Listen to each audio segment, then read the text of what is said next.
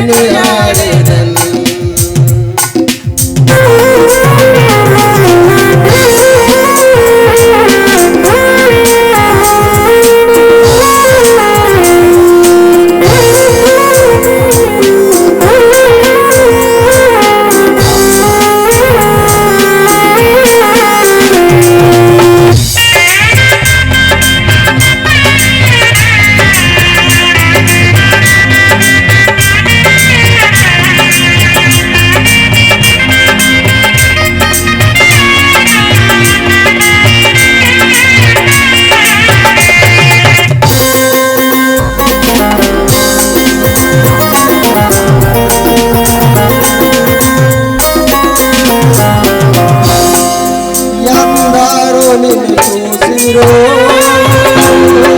వారికి వెలుగు కలిగెను, ఎందరో నిన్ను చూసిరో వారికి వెలుగు కలిగెను. ప్రభువాని వెలుగొందిని దేవంతు జ్యోతిని,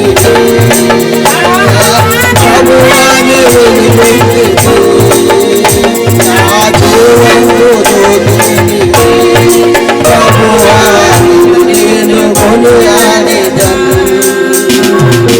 హల్లెలూయా పాడెదా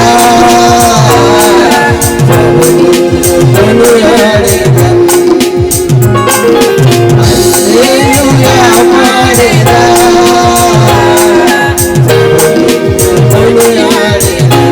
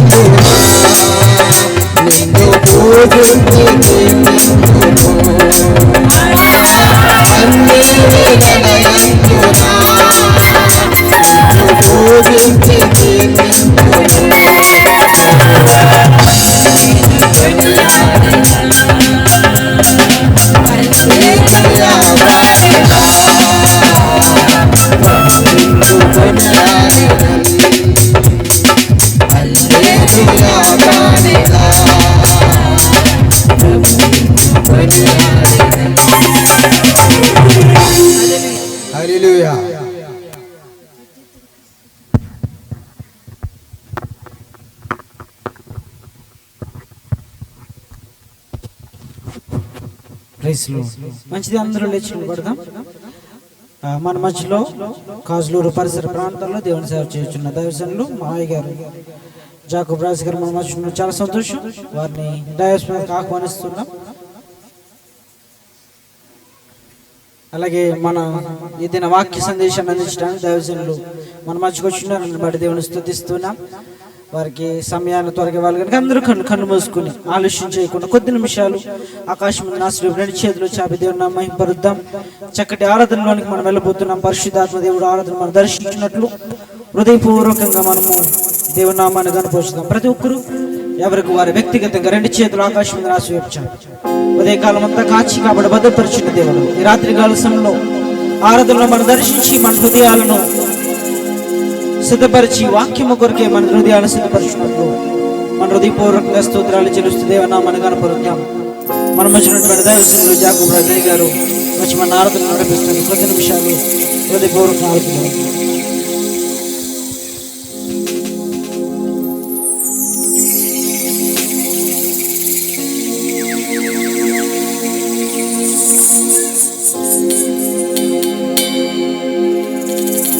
దేవునికి మహిమ కలుగుగాక. హల్లెలూయా హల్లెలూయా. అందరూ కూడా ఆకాశం మందు ఆశ్రయుడైన దేవుడితో 2 చేతులు చాచి దేవుడు మనతో మాట్లాడలాగన, దేవుడు మనం దర్శించలాగన ప్రతి ఒక్కరు కూడా ఆకాశం మందు ఆశ్రయుడైన దేవుడితో 2 చేతులు చాచి దేవా ఈ రాత్రికాల సమయంలో మాతో మాట్లాడిన ప్రభు అంటూ ప్రతి ఒక్కరు ప్రభుని మహిమపడతాం. హల్లెలూయా హల్లెలూయా హల్లెలూయా హల్లెలూయా హల్లెలూయా హల్లెలూయా. స్తోత్రం స్తోత్రం స్తోత్రం స్తోత్రం స్తోత్రం. హల్లెలూయా హల్లెలూయా హల్లెలూయా హల్లెలూయా హల్లెలూయా హల్లెలూయా హల్లెలూయా. యేసయ్యానికి వందనాలు వందనాలు వందనాలు వందనాలు. ఆశ్చర్యకరుడైన స్తోత్రం స్తోత్రం స్తోత్రం స్తోత్రం. హల్లెలూయా హల్లెలూయా హల్లెలూయా హల్లెలూయా. ఎన్ని అవమానములు కలిగినా, ఎన్ని నిందలలో నిలచినా, కష్టకాలములోనే నడచినా, అవహేళనలు నన్ను తరిమినా. అందరు కలిసి పడతాం. ఎన్ని అవమానములు కలిగినా, ఎన్ని నిందలలో నిలచినా, కష్టకాలములోనే నడచినా, అవహేళనలు నన్ను తరిమినా, సిగ్గుపడనీయవు, ఊరుకోనీయవు, పడుకోనీయవు, ఆగిపోనీయవు. నాతో ఉన్నావు, నన్ను ఎడవనన్నావు, నీతో నడిపిస్తావు, నన్ను గెలిపిస్తావు. ఎన్ని అవమానములు కలిగినా, ఎన్ని నిందలలో నిలచినా.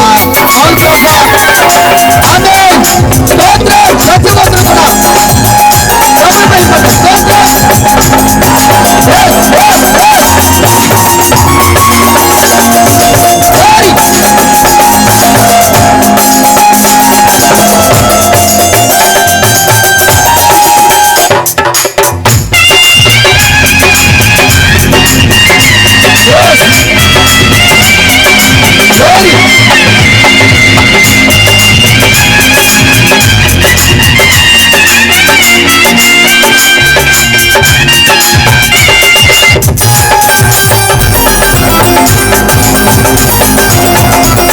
మరచిన నన్ను మరచిపోవు, ఎంత మంచి దేవుడయ్యా. నా ప్రియులే నన్ను విడిచిపోగా నీ ప్రేమ నన్ను విడువదు. నన్ను మరచిపోవు, ఎంత మంచి దేవుడయ్యా. అవమానములు కలిగినా, నిందలను నిలచినా, కష్టకాలములు నడచినా, అవహేళనలు నన్ను తరిమినా. స్తోత్రం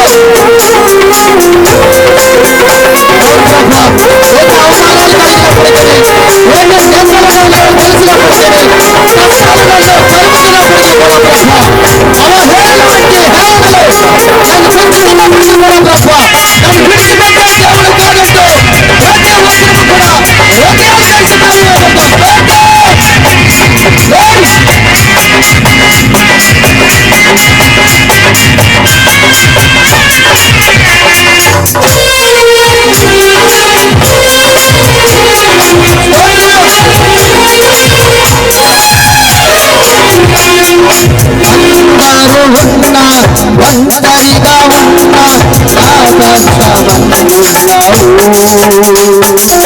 నన్ను సంరక్షించు హృదయము ఒంటరిగా ఉన్న నా శత్రువుల నుంచి నన్ను సంరక్షించు హృదయము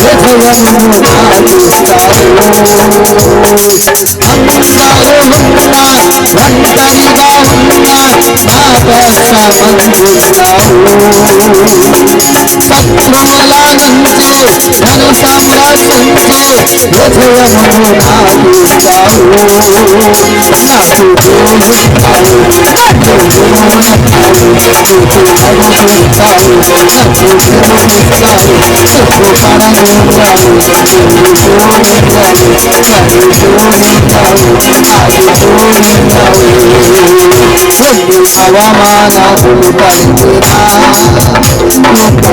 కలిగినా అవమానములు కలిగినా అవమానములు కలిగినా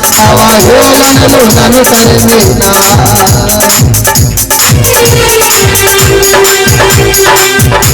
అవహేళనలు నన్ను తరిమినా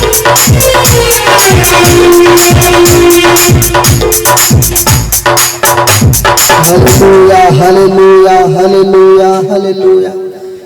ఆకాశమందాశ్రమ దేవుడు రెండు చేతులు చదవని ప్రభువా, ఎన్ని అవమానాలు కలిగినప్పటికీ కూడా, ఎన్ని నిందల్లో నిలిచినప్పటికీ కూడా, కష్టకాలంలో నేను నడిచినప్పటికీ, అవహేళనలను తరిగినప్పటికీ కూడా ప్రభువా, నన్ను సిగ్గుపరిచే దేవుడు కాదయ్యా, నన్ను ఓడిపోనిచ్చే దేవుడు కాదయ్యా, నన్ను పడిపోనిచ్చే నేను దేవుడు కాదయ్యా అంటూ ప్రతి ఒక్కరు కూడా ఆకాశమంది ఆశీర్వాదాలు దేవుడు చేతులు చాచి ప్రభువా నాతో మాట్లాడుతున్న విధానం బట్టి నీకు స్తోత్రాలు ప్రభు. ప్రతి ఒక్కరు హల్లెలూయా హల్లెలూయా హల్లెలూయా హల్లెలూయా హల్లెలూయా హల్లెలూయా. యేసయ్యా నువ్వు మాట్లాడు దేవుడు నాయన. అయ్యో ఎన్నో అవమానాలు నాకు కలిగినాయి ప్రభువా, ఎన్నో కష్టకాలంలో నేను నిలిచాను ప్రభువా, ఎన్నోసార్లు ఇబ్బందులు నిలబడ్డాను ప్రభువా, అవహేళన వంటి హేళనలు నన్ను ఎగతాళి చేసినప్పటికీ కూడా నువ్వు నన్ను అవమానపరచలేదయ్యా, నన్ను అవమానపరచలేదు ప్రభువా, నన్ను సజీవుడిగా నిలబెట్టావయ్యా, నన్ను సజీవులుగా నిలబెట్టావు ప్రభువా. ఇదిగో ప్రభు గతించిన సంవత్సరం నుంచి కొడుకులుగా ప్రభా నన్ను నిలబెట్టిన విధానం బట్టి నీకు స్తోత్రాలు అంటూ ప్రతి ఒక్కరు కూడా ఆకాశమందు ఆశీర్వాద దేవుడు పెట్టు చేతులు కాసి ప్రభుని ప్రార్థన చేద్దాం, స్వరాలు తెలిసి ప్రభుని ప్రార్థన చేద్దాం. హల్లెలూయా హల్లెలూయా హల్లెలూయా హల్లెలూయా హల్లెలూయా హల్లెలూయా హల్లెలూయా హల్లెలూయా హల్లెలూయా హల్లెలూయా హల్లెలూయా హల్లెలూయా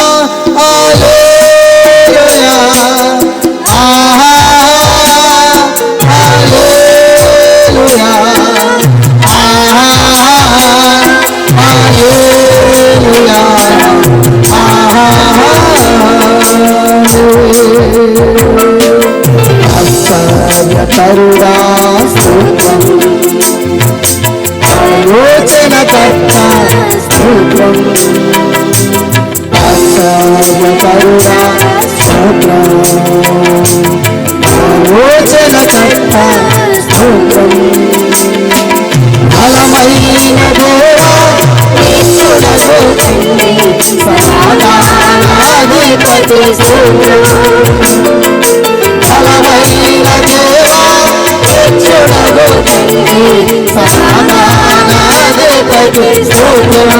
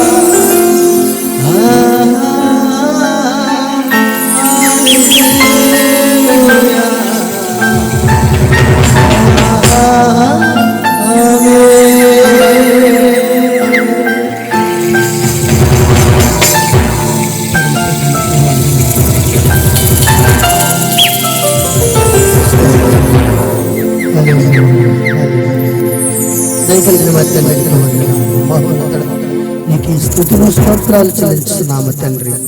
మా జీవితాల్లో మా బ్రతుకుల్లో ప్రభువా నాయన సంవత్సరంతో కాచి దాచి భద్రపరిచి మరలా ఉపవాస కొడుకుల్లో ప్రభు మమ్మల్ని నిలబెట్టినందుకు వందనాలు స్తుతులు స్తోత్రాలు చెల్లిస్తున్నాం ప్రభు. ఇదిగో ప్రభు నీ దాసులు మరుగుపరిచి మీరు మాట్లాడమని అడుగుచున్నాం ప్రభు.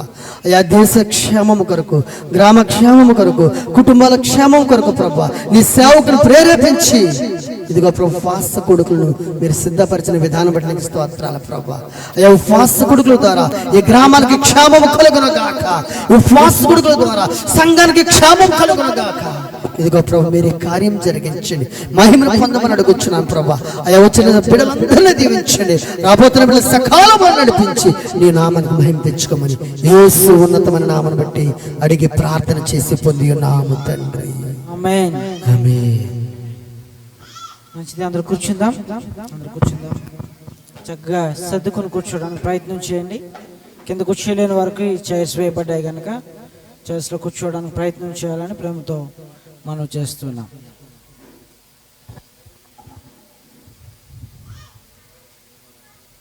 Praise the lord. ఎంతమంది సంతోషంగా ఉన్నారు ఈ సమయంలో? హల్లెలూయా. యెహోవాను స్తుతించుట మంచిది. చాలామంది ఉదయకాలం రాలేకపోయారు, మరి ఎందుచేతనో మాకు తెలియదు. కానీ ఈ రాత్రికాల సమయంలో మరొకసారి ఉపవాస కొడుకులు మీ అందరికీ స్వాగతాన్ని తెలియజేస్తా ఉన్నాం. ఎందుకంటే యు ద ఫ్రెషర్స్ టునైట్. మీరు ఉదయకాలం రాలేకపోయారు కానీ సాయంకాలం మీకు ఆహ్వానాన్ని తెలియజేస్తున్నాం. ఎనీవేస్, చాలా సంవత్సరాలు ఈ ఉపవాస కూడికలు జరుగుతున్నాయి, కానీ ఈ సంవత్సరం ఒక ప్రత్యేకమైనటువంటి కూడికలుగా దేవుడి కూడికలు ఉంచాడని నేను నమ్ముచున్నాను. ఆమె చెప్దామా? హల్లెలూయా. గత కొన్ని సంవత్సరాలుగా I think almost 1 or 2 years అనుకుంటున్నాను, దేవుడు సోహన్ రాజు గారిని, కిషోరమ్మ గారిని ప్రేమించి 3 కుమారులను ఇచ్చాడు. మా ముగ్గురికి మేము ముగ్గురమే అనుకున్నాం, కానీ మా ముగ్గురికి సిమిలర్గా ఎక్కడో కత్తిపూల్లో ఇంకో 3 ఇచ్చారు దేవుడు.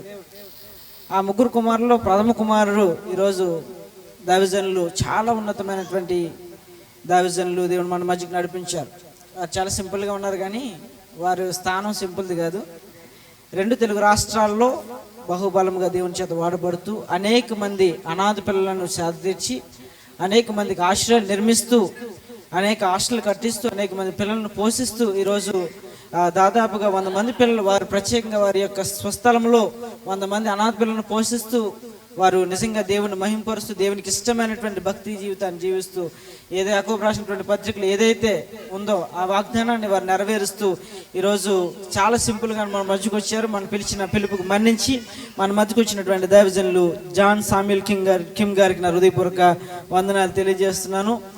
నిజంగా వారి మధ్య నుంచి చాలా సంతోషం. అలాగే మావయ్య గారికి కూడా మరొకసారి వందనాలు తెలియజేస్తున్నాం. మా మధ్యకు వచ్చినందుకు వారు చాలా అలసిపోయినారు. ఉదయం నుంచి చాలా దూర ప్రయాణం చేసి మన మధ్యకు వచ్చారు. ఈసారి ఆ యొక్క సమయాన్ని ఆలోచన చేయకుండా దైవజనులు మన సమయాన్ని ఇద్దాం. చెప్పలు కొడుతూ దైవజనులు జాన్ సామ్యూల్ కిమ్ గారికి ఈ సమయాన్ని అప్పగిందా వారు వచ్చేందుకు వాక్యాన్ని అందిస్తారు.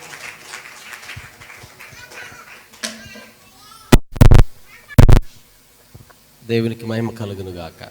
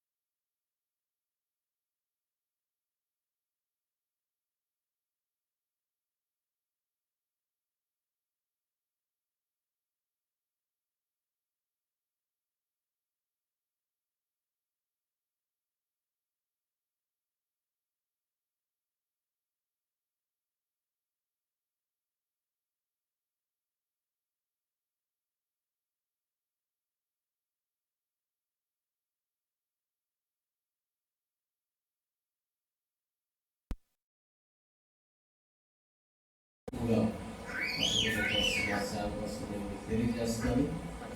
అందరూ కూడా సేవలు ఉంటున్నాం. సేవ చేస్తూ ఉంటారు. గారు మా తమ్ముడు గారు అలాగే మా కొన్ని పరిసర ప్రాంతాల్లో సేవ చేస్తూ ఉన్నారు. నేనైతే చిల్డ్రన్ హోమ్స్ అవి చూస్తూ ఉన్నాను. దేవుడు బహుగా కుటుంబాలను ఆశీర్వదించాడు. ఇలాంటి ఆశీర్వాదకరమైనటువంటి కుటుంబాలు కలిసి ఉండడం, ఈ రీతిగా ఆనంద్ గారు వారి పరిచర్యలో మేమందరం కలిసి ఉండడం చాలా సంతోషం. మంచి సేవకులు దేవుడు మీకు ఇచ్చాడు. చప్పలు కొడతారు అనుకున్నాను. కొంతమందికి చేతులు కలవట్లా. ఏమంటారు? మీ సేవకుడు మిమ్మల్ని తిడుతున్నాడా? రైట్. ప్రేమించే వాళ్ళు ఎప్పుడు కూడా గద్దిస్తారు. చాలా మంచి దైవజనులు, చాలా మంచి దైవజనులు. రానుడి దినాల్లో పరిచర్యను దేవుడు ఖచ్చితంగా ఆశీర్వదించబోతూ ఉన్నాడు. ఎందుకనంటే ఈ తరానికి ఆ తరాన్ని దేవుడు పిలుచుకున్నాడు. ఈ తరాన్ని ఏదో వారికి స్వహాగా వచ్చినటువంటి తరం కాదు, దేవుడు ఏర్పరచుకున్నటువంటి తరం ఇది. హల్లెలూయా. దేవుని రాకడ, ఒక భక్తుడు చెప్పాడు, దేవుని రాకడను కళ్ళారా చూసే తరం ఇది. ఆమేన్. కాబట్టి మనందరం కూడా ఆ యొక్క పరిచర్యలో ఈ భాగంలో ఈ తరంలో మనందరం కూడా మనం చేసుకున్న అదృష్టం. నేనైతే ప్రభు కొరకు చూస్తూ ఉంటాను, ప్రభు కొరకు వేచేస్తూ ఉంటాను. ప్రభు రాకడ ఎప్పుడు వస్తుందా అని తరచూ ప్రభువుని అడుగుతూ ఉంటాను. ఎందుకు అని అంటే ఇలాగ ఆరాధించడం. ఇప్పుడు మీరు ఆరాధన చేస్తూ ఉంటే నాకు చాలా సంతోషం అనిపించింది. ఆల్మోస్ట్ ఇంక పరలోకంలో ఉన్నట్టే అనిపించింది. ఎందుకనంటే నేనేదో మిమ్మల్ని పొగడ్డానికో లేకపోతే ఏదో మొహమాటం కొద్దో మాట చెప్పడం కాదు, కానీ నేను కూర్చున్నప్పుడు నేను అదే బ్రదర్ ఆనంద్తో చెప్తూ ఉన్నాను. నిజంగా దేవుని సన్నిధిలో ఆరాధించడం అనేది దేవుడు మనకి ఇచ్చినటువంటి భాగ్యం. హల్లెలూయా. సంతోషంగా రెండు చేతుల పైకి బిగ్గరగా స్తోత్రం చెప్దాం. హల్లెలూయా. ప్రియమైన దేవుని బిడ్డలారా, ఈ రాత్రికాల సమయంలో కొన్ని మాటలు, దేవుని మాటలు నేను అందించి నేను ముగించాలని ఆశపడుతూ ఉన్నాను. ఈ మొదటి రోజు మిమ్మల్ని ఎక్కువ విసుగు కలిగించకుండా నేను కొన్ని విషయాలు చెప్పి నేను ముగిస్తాను. ఈ ఏ కూటాలు చెప్పండి, అందరికి అవగాహన ఉందా? ఏ కూటాలండి? ఉపవాస కూడికలు. సాధారణంగా ఈ కూడికలు కొంతమంది భక్తులకి ఇష్టం ఉండదు. రక్షింపబడిన వాళ్ళకి చాలామందికి ఉపవాస కూడికలు అంటే చాలామందికి ఇష్టం ఉండదు. సంఘానికి అంతగా అవగాహన లేకపోతే అంత ఆశ్చర్యాన్ని కలిగించే కూటాలు ఏమీ కాదు. అదే ఉద్యోగ కూటాలు, వేరే కూటాలు అయితే తండోపతండాలుగా మనుషులు ఆసక్తిగా ఉంటారు. కానీ ఉపవాస కూడికలు అనేసరికి కాస్త నీరసం ఉంటుంది. కానీ ఒక మాట చెప్తాను మీకు. ఉపవాస కూడికలు అని అంటే అవి ఏంటి అని అంటే దిద్దుబాటు కూడికలు. ఏంటి చెప్పండి? దిద్దుబాటు కూడికలు. మనల్ని మనం సరిచేసుకునే కూటాలు ఇవి. ఒక్కొక్క దైవజనుడు ఈ స్థలంలో నుంచున్నప్పుడు సంఘానికి ఏది అవసరమో అది మాత్రమే ప్రభు మనతో మాట్లాడతాడు. హల్లెలూయా. సంఘానికి ఏది అవసరమో, మన ఆత్మీయ జీవితాలకు ఏదైతే అవసరమో అవి మాత్రమే ప్రభు మనతో మాట్లాడతాడు. పరిశుద్ధాత్మ దేవుడు మనతో మాట్లాడడానికే మనల్ని ఇక్కడికి ఈ రాత్రి వేళలో తీసుకుని వచ్చాడు. హల్లెలూయా. కాబట్టి దిద్దుబాటు కోడికల్లో దేవుని మాటకు మనము ఎదురు చెప్పకూడదు. దేవుని మాటను పెడచెవిని పెట్టకూడదు. ఎందుకనంటే స్పష్టంగా ప్రభు మనకు సెలవిచ్చాడు. ఎందుకనంటే వింటే ఏం కలుగుతుందో, వినలేని వారిని దేవుడు ఎంత కఠినంగా బయటికి పొమ్మన్నాడో మనకు లేఖన భాగాలు తెలియజేస్తూ ఉంటాయి. వినుట వలన ఏం కలుగుతుంది? విశ్వాసం కలుగుతుంది. విశ్వాసం మనకి మొదటి పునాది అదే కదా, విశ్వాసం. మన అందరూ ఏమని పిలుస్తారు? విశ్వాసులు అని పిలుస్తారు. ఆ పేరు ఎందుకు వచ్చింది అని అంటే మనము విశ్వాసం కలిగి జీవించాలి కాబట్టి. ఆ విశ్వాసం వినుట వలన వస్తుంది. రెండోది, వినలేని వారి గురించి కూడా ఒక మాట చెప్పాడు. ఏమనంటే దురద చెవులు గల వాళ్ళందరినీ ఏమన్నాడు తెలుసా? బయటికి పోమన్నాడు. ఏమన్నాడు? బయటికి వెళ్ళిపోమన్నాడు. ఎందుకనంటే మీరు వినరు, వినేవాళ్ళని వినరెవరు, ఎదగరు, ఎదిగేవాళ్ళని ఎదగనెవరు. కాబట్టి వినేవారిని దేవుడు ఇష్టపడతాడు, గ్రహించేవారిని ఇంకా ఇష్టపడతాడు. దాని ప్రకారం జీవించేవారిని అయితే దేవుడు అంట గుండెలకు హత్తుకుంటాడు. హల్లెలూయా. ఈరోజు మనం విని గ్రహించకుండా, విని గ్రహించి దాని ప్రకారం నడుచుకోకుండా ఉంటే ఈ ఉపవాస కూటాలకు అర్థమేమి ఉండదు. ప్రియమైన దేవుని బిడ్డలారా, గమనించండి. ఉదయకాలం నేను లైవ్లో చూశాను. దైవజనుడు చాలా చక్కని సందేశాన్ని అందించారు. చక్కని సందేశం, సుదీర్ఘమైనటువంటి ప్రసంగం. మామూలుగా ఏదో ఒక అరగంట చెప్పి మానేలేదేనా, లేట్ అయిపోయింది కదా ఆపేస్తారేమో అనుకున్నా. లైవ్ ఆగిపోతే ప్రసంగం ఆగిపోయిందేమో అనుకున్నా. కాదు, మరలా రెండో లైవ్ పెట్టారు. వెంటనే చూశాను, చాలా సుదీర్ఘమైనటువంటి దేవుని యొక్క మాటలు దైవజనుడు తెలియజేశారు. హల్లెలూయా. ఆశీర్వదించబడాలి వాక్యం చేత. ఈ రాత్రి కూడా నేను దేవుని మాటను మీ కొరకు తీసుకుని వచ్చాను. ఈ రాత్రి స్పష్టంగా దేవుని మాటను వినగలిగితే ఖచ్చితంగా ప్రభు ఈ ఉపవాస కూటాల ద్వారా గొప్ప కార్యాలు మన జీవితాల్లో చేస్తాడు. హల్లెలూయా. యెషయా గ్రంథం 37వ అధ్యాయము అందరూ చదువుదాం. యెషయా గ్రంథం 37వ అధ్యాయము 31వ వచనం చదువుతలే. యూదా వంశంలో శేషించబడిన వారు క్రిందకు వేరు తన్ని ఏం చేయాలి? ఎదిగి శేషించబడిన వారందరూ కూడా ఏం చేయబడాలి అనట? వేరు తన్ని పూరించాలి. మీరు చదివారు కదా, బైబిల్ తీశారు అందరూ, రైట్. చూడండి ఒకసారి, శేషించబడిన వారందరూ కూడా మొదట ఏం చేయాలి? వేరు తన్ని ఎదిగి ఫలించాలి. హల్లెలూయా. మన దేవుని యొక్క అనాది ప్రణాళిక ఏంటి అని అంటే, ఆయన చాలా గొప్ప మనసు కలిగిన దేవుడు. అందుకనే సృష్టి ఆరంభంలోనే మొదటి అధ్యాయంలో చివరి వచనాల్లో మీరు చూస్తే ఆదామవ్వలను పిలిచి చక్కని మాట చెప్తాడు. ఆయన వారిని ఆశీర్వదించి, ఎలా ఆశీర్వదించాడు? మీరు ఫలించి అభివృద్ధి పొంది విస్తరించి భూమిని నిండించండి. ఇది దేవుని యొక్క ఉన్నతమైనటువంటి ప్రణాళిక, ఉన్నతమైన ప్రణాళిక. అది మీరు భౌతిక ఆశీర్వాదం అవ్వచ్చు, లేక ఆత్మీయంగా ఆశీర్వదించబడ్డం అవ్వచ్చు. కొత్త నిబంధనకు వచ్చేసరికి, పాత నిబంధనలోనే కీర్తనకారుడు కూడా మొదటి అధ్యాయంలోనే చక్కని మాట చెప్పాడు. మొదటి అధ్యాయంలో మధ్య 3-4 వచనాలు అంటాడు కదా, నీటి కాలువల యోరన నాటబడినదై ఫలమిచ్చు చెట్టు వలె అతను చేసేదంతా కూడా ఏమవుతుంది? సఫలమవుతుంది. ఇక మీరు అలా ముందుకు వస్తే 127, 128 అధ్యాయాలకు వచ్చేస్తే మనకి ఇష్టమైనటువంటి మాటలు ఏంటి చెప్పండి? అవి ఒకటి, నీ కష్టార్జితము నువ్వు అనుభవిస్తావు. పురుషుల కొరకు దేవుడు చక్కని మాటను తెలియజేశాడు, అది మగవారి కొరకు. రెండవది, పిల్లల కొరకు మాట్లాడాడు. ఇంకా 128 వచ్చేసరికి భార్యను, భర్తను, పిల్లలను ఎలా ఆశీర్వదించబడాలో చాలా చక్కగా చెప్పాడు. భార్య ఫలించు ద్రాక్షవల్లి, పిల్లలు ఒలీవ మొక్కలు. చూడండి ఎంత చక్కని మాటలు. ఇంకా అపొస్తలుడైన పౌలైతే మీరు చూసినట్లయితే చక్కని మాట అంటాడు. ఏమనంటే, మీరు ఫలించాలి ప్రియుడా, నీ ఆత్మ వర్ధిల్లుచున్న ప్రకారము నీవన్ని విషయములలో సౌఖ్యముగా ఉండాలి. ఫలించాలి. అందుకే దేవుడు భౌతికమైన అవసరాల కంటే, సాధారణంగా ఈ వాక్య భాగాలన్నీ కూడా మనం ఏమనుకుంటామంటే, మనల్ని దేవుడు భౌతికంగా ఆశీర్వదించడానికి ఇష్టపడుతున్నాడు అనుకుంటారు. భౌతికంగా ఆశీర్వదించాలి అని అంటే ఇంత బైబిల్ అవసరం లేదు మనకు, ఇంత బైబిల్ అవసరం లే, ఇన్ని ప్రవక్తలు రాయవలసిన పని లేదు. భౌతికంగా ఆశీర్వదించబడడం అనేది ఇహోక సంబంధమైనటువంటి ఇంతవరకే అది. అందుకే నేను చెప్పేశాడు ముందే, ధనం ఈ లోకంలో మీరు ధనము సమకూర్చుకొనకుడి అని చెప్పాడు. అంటే బాగా సంపాదించమని కాదు కానీ, బాగా సంపాదించొద్దని కాదు కానీ, దాని మీదే మీ దృష్టి ఉంచొద్దు. అందుకే అన్నాడు కదా, మీరు కిందున్న వాటిని కాదు, దేన్ని ఎతకాలి? మొదట ఆయన నీతిని, ఆయన రాజ్యమును వెతకండి, అప్పుడు ఇవన్నీ కూడా మీకు ఏం చేయబడతాయి? అనుగ్రహించబడతాయి. అర్థమైంది పాటికి? అర్థమైంది మీకు అందరికి? అర్థమైందా? దేవుని యొక్క ఆశీర్వాదాలు ఆల్రెడీ దేవుడు మన కొరకు ఎప్పుడో దాచి ఉంచాడు.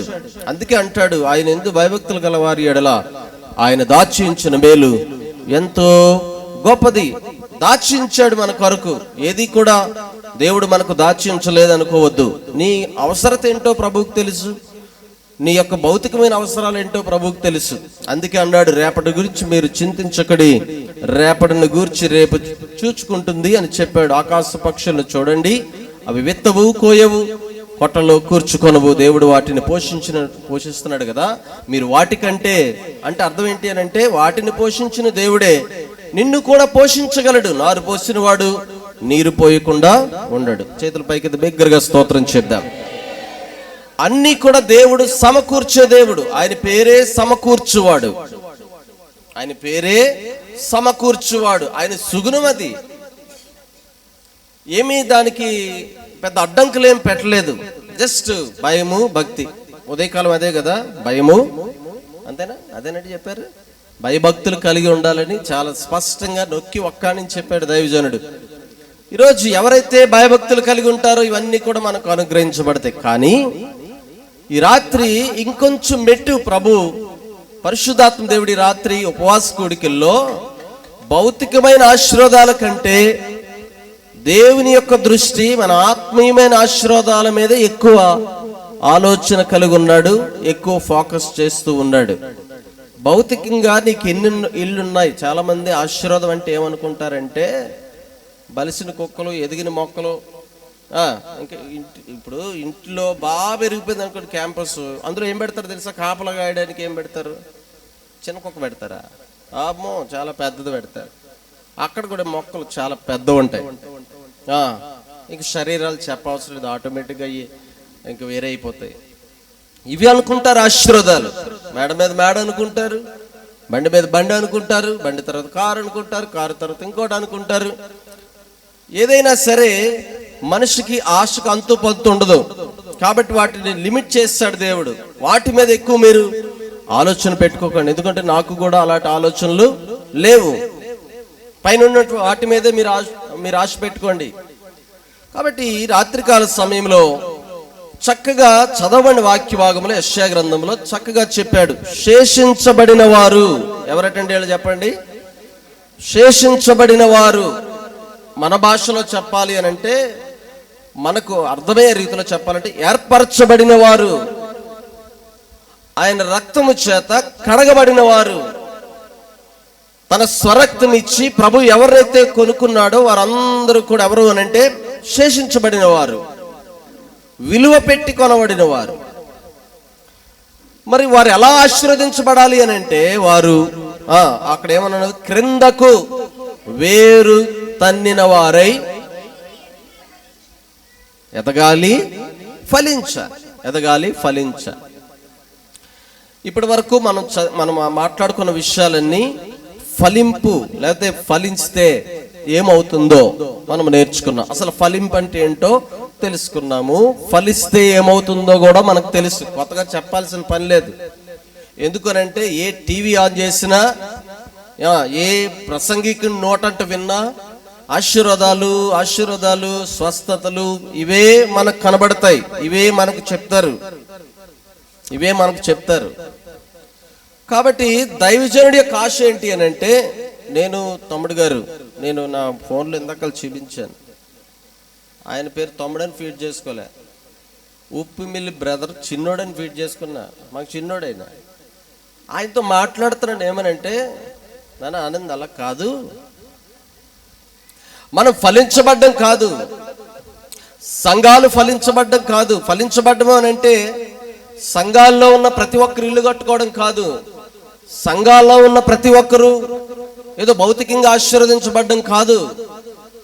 సంఘాల్లో ఈనాటి ఈ కాలంలో మనం బోధించాల్సిన అంశాలు ఏంటి అని అంటే, ఫలింపు ఎలాగొస్తుందో చెప్పడం కాదు, ఫలిస్తే ఏమవుతుందో చెప్పడం కాదు, అసలు ఫలించకపోతే ఏం జరుగుతుందో మనం సంఘానికి బోధించాలని చెప్పాను. హల్లెలూయా చెప్పండి హల్లెలూయా. ప్రార్థిస్తే ఏమవుతుందో చెప్పడం కాదు ముఖ్యం, అసలు ప్రార్థించకపోతే ఏమవుతుందో తెలుసుకోవాలి. ఈ కడవరి కాలంలో నేను చెప్పాను, ఆశీర్వాదాలన్నీ దేవుడు నీ కొరకు సమకూర్చాడు. బట్ నువ్వు ఆశీర్వదించకపోవడానికి గల కారణం, ఫలించడానికి అడ్డులు ఆటంకాలు ఎందుకు వస్తున్నాయో తెలుసుకోవాలి. ఫలించకపోతే ఏమవుతుందో తెలుసుకోవాలి. భక్తి భావాలు లేకపోతే ఏమవుతుందో తెలుసుకోవాలి. ఉపవాస ప్రార్థన లేకపోతే ఏమవుతుందో తెలుసుకోవాలి. మోకాళ్ళ ప్రార్థన లేకపోతే ఏమవుతుందో తెలుసుకోవాలి. ఈ రాత్రికాల సమయంలో ఫలింపు ఎలాగో నేను చెప్పను గాని, ఫలిస్తే ఏమవుతుందో నేను చెప్పను గాని, అసలు ఫలించకపోతే ఏమవుతుందో ఈ రాత్రి పరిశుద్ధాత్మ దేవుడు మనతో మాట్లాడును గాక. చెప్పండి హల్లెలూయా. ప్రియమైన దేవుని బిడ్డలారా, అందుకే యోహాను సువార్త 15వ అధ్యాయం 2వ వచనంలో చక్కని మాటను రాస్తూ ఉన్నాడు. చదువుదాం. మొదటి పై వచనం కూడా చదవండి తల్లి. నేను నిజమైన ద్రాక్షావళిని, నా తండ్రి వ్యవసాయకుడు, నాలో ఫలింపని ప్రతి తీగెను ఆయన తీసి పారవేయును. దేవుడు మనల్ని ఆశీర్వదించడంలో ఎంత ప్రేమ కలిగి ఉంటాడో, దండించే విషయంలో కూడా అంతే కఠినంగా ఉంటాడు. గుర్తుపెట్టుకోండి. కోపిస్తాడండి అనొచ్చు మీరు, కోపగొట్టాడండి దేవుడు, ఆయన ప్రేమామయుడు కదండి, మీరు ఆయన ఇమేజ్ని డ్యామేజ్ చేస్తున్నారండి ఇలాంటి ప్రసంగాల వల్ల అని అంటారేమో. నేను అంటాను, ఆయన కఠినాత్ముడని నేను అన్నగాని ఆయన పౌరుషము కలిగిన దేవుడు. హల్లెలూయా. ఏం కలిగిన దేవుడు? మనకుందా పౌరుషం? ఎందుకు ఉండదు? ఎందుకు ఉండదమ్మా? గట్టిగా మాట వేసాడంటే చాలు సేవకుడు 5 వారాలు గుడికి రావు, వందనాలు కూడా చెప్పం. నాకు విశ్వాసం ఉంది, వందనాలు చెప్పడం మానేసింది నాకు.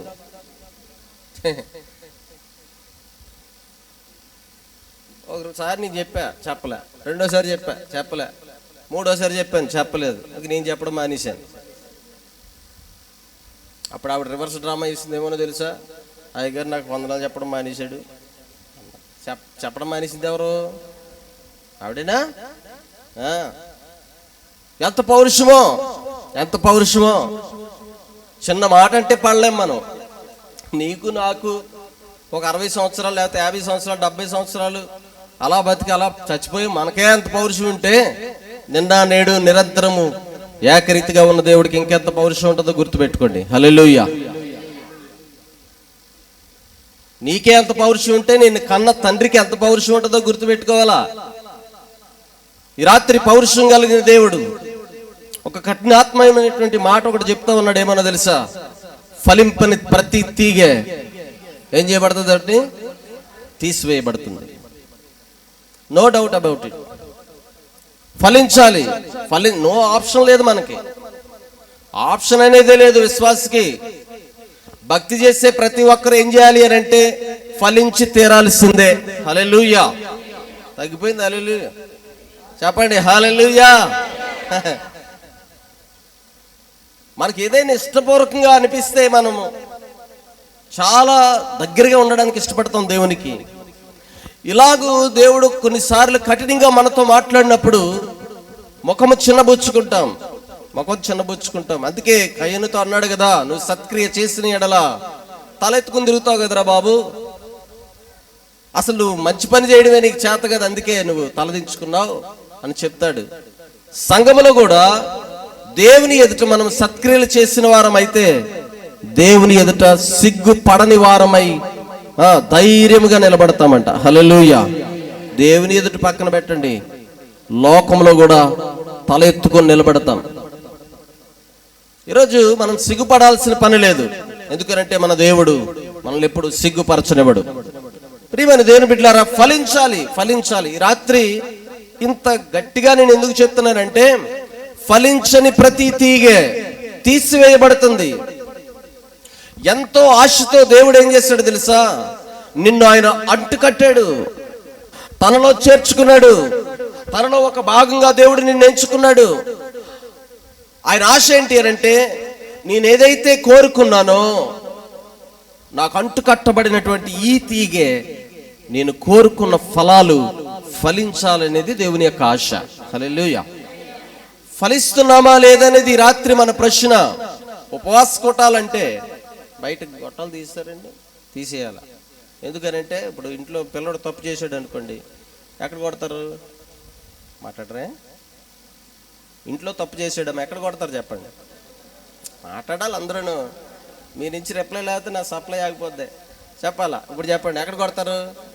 ఇంట్లోనేనా? ఇదిలో కొట్టం కదా. ఉపవాస కొట్టాలంటే అర్థం ఏంటి? అదే. అందుకే గొట్టాలు కట్టేమంటాను నేను. మన సమస్య ఇది, మన భక్తి సమస్య ఇది, మన విశ్వాసానికి సంబంధించిన సమస్య ఇది. మన ఇంటి పోరు బయటికి ఎందుకని? ఈ రాత్రి ఎలాగైనా సరే, ఒకవేళ ఇప్పటి వరకు ఫలించని స్థితి మనకుంటే, ఈ రాత్రి వాక్యము ద్వారా దేవుడు మనల్ని సరిచేయునుగాక. హల్లెలూయా. ప్రియమైన దేవుని బిడ్డలారా, ఈరోజు ప్రతి ఒక్కరూ ఫలించాలి.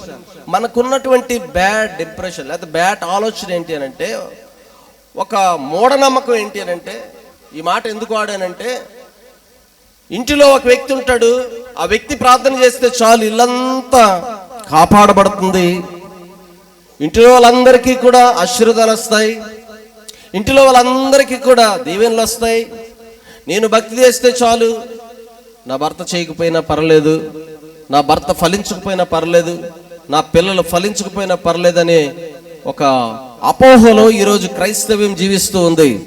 అలాగే ఉన్నారు కూడా భక్తులు. నేను వెళితే చాలు ప్రార్థనకి, నేను వెళితే చాలు ఆరాధనకి, నేను వెళ్ళి ఆశీర్వదించబడితే చాలు అనే అపోహలో బ్రతుకుతూ ఉన్నారు. నేను అంటాను, నీవు ఒక్కడవే ఆశీర్వదించబడడం కాదు, నువ్వు ఒక్కడవే ఫలించడం కాదు అమ్మా, మీరు ఒక్కలే ఫలించడం కాదు, కుటుంబం మొత్తం ఫలించాలని దేవుని ఆశ. హల్లెలూయా. అందులో ఏ ఒక్కరు మిస్ అయిపోయినా సరే వాళ్ళని ఏం చేస్తాడో తెలుసా? అది నీ భర్త అవ్వచ్చు, నీ భార్య అవ్వచ్చు, నీ పిల్లలు అవ్వచ్చు. ఎవరైనా ఫలించకపోతే ఆ తీగని ఏం చేస్తాడు చెప్పండి? తీసి పడేస్తాడు. హల్లెలూయా. ఒంటిలో క్యాన్సర్ వచ్చింది అనుకోండి, కాలుకి వచ్చింది అనుకోండి, ఏం చేస్తారు? కాలు తీసేస్తారా లేదా? ఎందుకంటారు? డాక్టర్ చెప్పరగా చెప్తాడు, మరే తీయకపోతే మొత్తం పోతారా అంటాడు. అందుకే ఏం చేస్తారు? కాలు తీసేస్తాడు. చెయ్యికి వస్తే చెయ్యి తీసేస్తాడు, చెవుకి వస్తే చెవు తీసేస్తాడు. కుటుంబంలో కూడా ఏదైతే ఫలించిన తీగ ఉందో ఆ తీగను దేవుడు తీసివేయాలని ఖచ్చితంగా ఆజ్ఞాపిస్తూ ఉన్నాడు. ఈ రాత్రి ఫలించిన స్థితిలో ఉన్నావా? బైబిల్ చెప్తూ ఉంది, ఇదిగో గొడ్డలి ఎక్కడుందో తెలుసా? వేరున పెట్టుంది. ఏ సమయాన్ని వేటు పడిపోద్దో తెలియదు. ఉపవాస కూటాల్లో సరి చేసుకోవాల్సిన అంశాలు ఇవే. అయ్యా, నేను ఫలించలేని స్థితిలో ఉన్నానా? భౌతికంగా అయితే ఫలించాను గాని ఆత్మీయ ఫలాలు నాలో లేవు లేవు అని రాత్రి మనం ఏం చేయాలో తెలుసా? ఖచ్చితంగా పరిశీలన చేసుకోవాలి. ప్రియమైన దేవుని బిడ్డలారా, ఇంకో మాట చెప్తాను. ఫలిస్తేనట దేవుడు నెత్తిమే పెట్టుకుంటాడు నిన్ను. ఆమేన్. ఫలిస్తే ఎక్కడ పెట్టుకుంటాడు? నెత్తిమే పెట్టు. ఫలించకపోతే ఏం చేస్తాడు? తీసి అవతల పడేస్తాడు. ఈ రాత్రి ఒక మాట నేను మీకు తెలియచేయాలని ఆశపడుతున్నాను. లూకా సువార్త 13వ అధ్యాయము 6 నుంచి 9 వచనాలు చూస్తే అక్కడ కూడా చక్కని మాట ఉంది. ఆ మాట మనం చదువుదాం. మరియు ఆయన వారితో చెప్పాడు, ఒక మనుష్యుని ద్రాక్ష తోటలో అంజూరపు చెట్టు ఒకటి నాటబడి ఉండెను. అతడు దాని పండ్లు వెతక వచ్చినప్పుడు ఏమీ దొరకలేదు గనుక అతడు, ఇదిగో 3 ఏండ్ల నుండి నేను ఈ అంజూరపు చెట్టును పండ్లు వెతక వచ్చినుచున్నాను గాని ఏమీ దొరకలేదు. దీనిని నరికివేయము, దీని వలన ఈ భూమికి ఎలా వ్యర్థం వ్యర్థం. అయితే వాడయ్యా, నేను దాని చుట్టూ త్రవ్వి ఎరువు వేయి మట్టుకు ఈ సంవత్సరం కూడా ఉండనిమ్ము, అది ఫలించినా సరే, లేని ఎడల దానిని నరికేయమని చెప్పాడు. దేవునికి స్తోత్రం చెప్పండి. చెప్పండి, బిగ్గరగా చెప్పండి. హల్లెలూయా, హల్లెలూయా. ప్రియమైన దేవుని బిడ్డలారా, గమనించండి. 3 సంవత్సరాలుగా చూస్తున్నాడు దేవుడు. మరి నిన్ను నన్ను ఎన్ని సంవత్సరాలుగా చూస్తున్నాడు? నువ్వు రక్షింపబడిన నాటి నుండి ప్రభు నీలో నుంచి ఏదైనా ఫలం ఆశిస్తూనే ఉన్నాడు. ఏనాడైనా ఫలము ఫలించవా? దేవునికి ఇష్టమైన ఫలాలు ఎప్పుడైనా ఫలించవా? దేవుని సంఘంలో ఇష్టమైన ఫలభరితమైనటువంటి మొక్కగా నువ్వు నాటబడ్డావా? చాలా మంది గొప్పగా చెప్పుకుంటారు, అయ్యా సీనియర్ మోస్ట్ విశ్వాసనండి అంటారు. 20-30 సంవత్సరాల నుంచి పాతుకుపోయి ఉంటారు. ఎల్టీటీ వాళ్ళు పాతుకుపోయినట్టు. శ్రీలంకలో ఎవరు పాతుకుపోయారో తెలుసా? ఎల్టీటీ వాళ్ళు పాతుకుపోయారండి అయ్యగారు శ్రీలంకలో. అలా కొంతమంది సంఘాల్లో పాతుకుపోయి ఉంటారు. అమ్మా ప్రార్థన చేయండి అంటే ఒక ఆవిడంటే సిగ్గు ఎత్తుందండి అయ్యగారు అంటుంది. నీకు సిగ్గు చెప్పడా? ఎన్ని సంవత్సరాలు అయింది నువ్వు వచ్చి? 20 సంవత్సరాలు అయింది. సరిగ్గా ప్రార్థన చేయడం కూడా రాని పరిస్థితి. మోకరించండి అమ్మా అంటే మోకరించే వాళ్ళు ఉన్నారు, మోకరించరు కొంతమంది. మోకాళ్ళ ప్రార్థన అస్సలు ఇష్టం ఉండదు. ఇప్పటికీ కూడా ఫలింపు లేని జీవితాలు. చక్కగా బైబిల్లో ఒక 4 వచనాలు కంఠస్థం కూడా పట్టలేనటువంటి భయంకరమైన స్థితి ఈరోజు సంఘాన్ని పీడిస్తూ ఉంది. నేనంటాను, అలాంటి ఫలించని ప్రతి తీగ వలన అక్కడ ఏమంటున్నాడు తెలుసా? దీనిని బట్టి ఈ నేల ఏమైపోతుంది? వ్యర్థమైపోతుంది. కాబట్టి వెంటనే దాన్ని ఏం చేయాలి? తీసేయి. ప్రియమైన దేవుని బిడ్డలారా, గమనించండి. స్పష్టంగా ఈ రాత్రి ప్రభు సెలవిస్తూ ఉన్నాడు. ఫలిస్తున్నావా?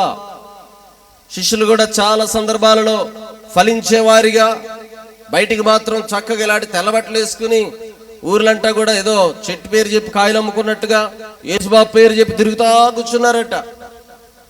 మీరెవర్రా బాబు అంటే యేసుబాబు శిష్యులు, యేసయ్య శిష్యులు.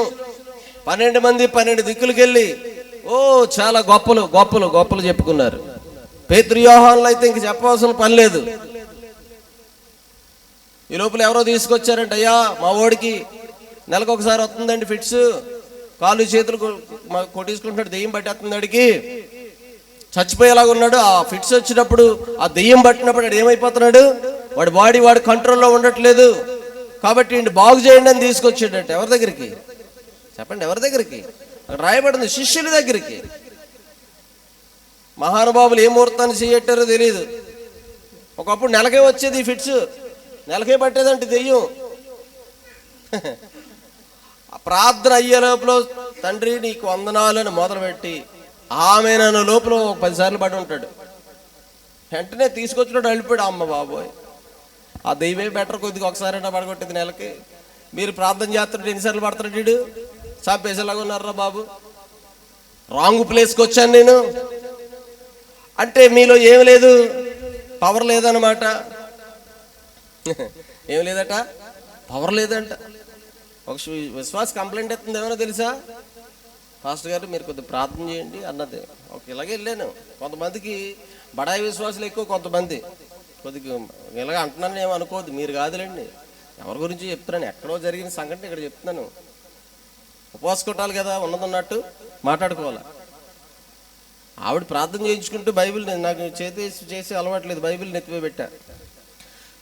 అయ్యగారు మా అయ్యగారు ప్రార్థన చేస్తున్నారు కదండి, ఆయన ప్రార్థనలో ఏం లేదట, కొద్దిగా పవర్ తగ్గినట్టుంది అన్నది. ఏం తగ్గిందంట, నా దగ్గరికి రావడమే తప్పు, నాతో ప్రార్థన చేయించుకోవడం అంతకన్నా పెద్ద తప్పు. చేయించుకోవడం కాకుండా ఏమంటుందో తెలుసా, మా పాటర్ గారి ప్రార్థనలో ఏం తగ్గిందంట. నేను మామూలు కాదు, ఆయన ప్రార్థనలో పవర్ తగ్గింది. మరి నీ దగ్గర ఇన్వర్టర్ అని ఉండాలి కదమ్మా, ఏముండాలా? నీ దగ్గర ఇన్వర్టర్ ఉండదు, అసలు కరెంటే ఉండదు, ప్రార్థనే ఉండదు నీ జీవితంలో. ఇంకా భయంకరం చెప్పరా, ప్రార్థనకు వచ్చేటప్పుడు కూడా పక్కకి వెళ్తే చుట్టాసులు వచ్చేసేవాళ్ళు కూడా ఉన్నారు. సరి చేసుకోకపోతే దేవుడు ఏం చేస్తాడు తెలుసా, తీసి అవతల పడేస్తాడు. దేవునికి స్తోత్రం చెప్పండి. Straight warning, no doubt. ఉపవాస కోటాలంటే ఏదో 4 పాటలు భజన చేసుకుని వెళ్ళిపోవడం కాదు. ఉపవాస కోటాలంటే సగం నిద్రపోయి సగం లేచి 4 మాటలు నేసి పాస్టర్ గారికి ఆదరించుకుని వెళ్ళిపోవడం కాదు. ఉపవాస కోడికలు అంటే సరిచేయబడే కోడికలు. ఈ మొదటి రోజు దేవుడు ఖచ్చితంగా చెప్తున్నాడు, నువ్వు ఫలించకపోతే ఖచ్చితంగా నేనేం చేస్తాడు తెలుసా, తీసి అవతల పడేస్తాడు. యజమానుడు ఎన్నాళ్ళు బతిమాలుతాడండి, అయ్యా ఆశీర్వదించు, అయ్యా దీవించు, అయ్యా కనికరించని. ఈరోజు వ్యక్తిగతంగా మనందరం కూడా ఎవరికి వారిమే ఫలించాలి, ఎవరికి వారిమే. సంఘములో ఒకరు ఫలించడం గొప్ప కాదండి, సంఘములో ఉన్న ప్రతి విశ్వాసి ఫలించాలి. హల్లెలూయా చెప్పండి దగ్గరగా, హల్లెలూయా. మిమ్ములను బట్టి నిన్ను బట్టి ఏమైపోయింది, నేల శపించబడి, నేల వ్యర్థమైపోతుంది, ప్రసంగాలు వ్యర్థమైపోతున్నాయి, ప్రార్థనలు వ్యర్థమైపోతున్నాయి, సేవకుడు చేసేటువంటి పరిచర్య వ్యర్థమైపోతుంది. ఈరోజు సేవకుల యొక్క పరిచర్య ఎలా అయిపోయింది అని అంటే, టచ్ మీ నాట్. ఏ మాత్రం కొద్దిగా గట్టిగా ముట్టుకున్నా సరే, టచ్ మీ నాట్ తెలుసా మీకు? తెలుగులో తెలియదు. అది ఇలా ముట్టుకుంటే ముడిచిపోద్ది. అది ఆకు ఏం చేస్తుంది, పొలాల్లో ఉంటాయమ్మా గట్లు అంట. మీరు వాట్ ఈస్ దిస్ అంటారా? దుబాయ్కి వెళ్ళి విశ్వాసి వెళ్ళక ముందు చింతపండు ఏరుకునేదంట. అంటే ఏం ఏరుకునేది, తిరిగి వచ్చిందంట దుబాయ్ వెళ్ళి. వచ్చి ఉన్నారా దుబాయ్ వెళ్ళి ఇక్కడ? బాధపడి మీ గురించి కాదమ్మా, ఫ్రెండ్స్, పాత ఫ్రెండ్స్ ఉంటారు కదా, ఏమి అలా వెళ్దామంటే అందరు 4 వెళ్ళారు, చింత చెట్టు కిందకి వెళ్ళారు. వాళ్ళందరూ ఇక్కడే ఆడుకునే వాళ్ళని గుర్తుందా నీకు అని అంటే, ఈవిడ గారు వెరైటీగా పైకి చూసి కింద నుంచి చింతకాయ తీసి వాట్ ఈస్ దిస్ అన్నదంట. ఆ పాకలు వాకాయ పులుసు అన్నారంట. ఏం చేస్తారు, కొద్దిగా వచ్చేసరికి ఏమైపోద్ది చెప్పండి, మాట మారిపోద్ది. ఈరోజు చాలా మంది దేవుని సన్నిధిలో ఏదో ఎదిగిపోయామనుకుంటున్నారు, ఏదో చేసేస్తున్నాం అనుకుంటున్నారు. కాదు, ఫలించకపోతే దేవుడు నిన్ను ఖచ్చితంగా ఏం చేస్తాడు తెలుసా? సేవకుల పరిస్థితి అలా అయిపోయింది. ప్రభువుని బతిమాలుకుంటున్నాం, ప్రభువా బిడ్డ ఆశీర్వదించబడాలి, ప్రభువా విశ్వాసి రావట్లేదు, అయ్యగారు జ్వరం వచ్చిందని మీరు బాగానే వెళ్ళిపోతారు, మీరు చక్కగా నిద్రపోతారు పారాసెటమాల్ వేసుకుని. పాస్టర్ గారు పని ఏంటో తెలుసండి, మీ జ్వరం తగ్గే వరకు మోకరించి ప్రార్థన చేస్తానే ఉంటాడు. హల్లెలూయా. మర్చిపోతారనుకుంటున్నారా? కుటుంబాన్ని సైతం త్యాగం చేసి దేవుని బిడ్డల కొరకు ప్రార్థన చేసేటువంటి విశ్వాసుల కొరకు ప్రార్థన చేస్తూ ఉన్నటువంటి దైవజనులు ఈరోజు ఉన్నారు కాబట్టి సంఘాలు ఇంకా కూడా అలా నిలబడి ఉన్నాయి. హల్లెలూయా. ఈరోజు అలా సేవకులు ప్రార్థన చేస్తున్నారు కాబట్టి గ్రామాలు ఇంకా అలా సుభిక్షంగా ఉన్నాయి. ఏవేవో అనుకుంటారు చాలా మంది. మా నాన్నగారి గురించి నాకు బాగా తెలుసు. ఆయన మోకరించినప్పుడు రే పలానా విశ్వాసకి బాగాలేదు, అన్నం తినకుండా ప్రార్థన చేయమనేవాడు. ఏం తినకుండా? మా కృపాసింగ్ గారు, ఆనంద్ గారి ఫ్రెండ్, ఆయన కొద్ది కంగారు ఎక్కువ. గుడ్డు ఉన్నప్పుడు గుడ్డు నోట్లో ఇట్టుకున్నాడు ప్రార్థన చేయకుండా. బొగ్గ ఉండిపోయింది అలాగా. చిన్ననోరు, చిన్నోళ్ళు. ఉయిరా అన్నాడు బయటికి డాడీ. ఊసాడు. ప్రార్థన అయిన తర్వాత కడుక్కుంది అన్నాడు. స్తోత్రం చెప్పండి. అలా భక్తిలో పెంచాడు కాబట్టి దేవుడు ఈరోజు నలుదిశలా దేవుడు మమ్మల్ని వాడుకుంటున్నాడు. హల్లెలూయా. అలా పెంచారు కాబట్టి ఈరోజు సంఘాన్ని తండ్రి గారు లేకపోయినా సరే ఇంత బలంగా దేవుడు నడిపించగలుగుతున్నాడు. దానికి కారణం ఈ అభిషేకం ఎప్పటిది కాదు, ఆనాడు దైవజనులు ఇచ్చినటువంటిది. హల్లెలూయా. ప్రియమైన దేవుని బిడ్డలారా, ఫలించాలి. ఈరోజు సేవకుడు ఎలాగైతే ఫలిస్తున్నాడో, సేవకుడు ఎలాగైతే చెప్తున్నాడో, ఆ ఫలింపు సంఘానికి లేకపోతే సేవకుడు ఎంతసేపు అండి, ఎంతసేపు బతిమాలుతాడు దేవుణ్ణి? గొడ్డలు ఎక్కడుందో తెలుసా? వేరును పెట్టుంది. అపాయకరమైన రోజులు అంటే అవే. అంత్యకాలం మంది అపాయకరమైన రోజులు వస్తాయంటే అర్థం ఏంటో తెలుసా? చేట పట్టుకుని తిరుగుతాడు దేవుడు, తక్కిడి పట్టుకుని తిరుగుతున్నాడు దేవుడు. త్రాసులో తుయ్యగా తేలిపోయావా, బయటికి వెళ్ళిపోతాడు.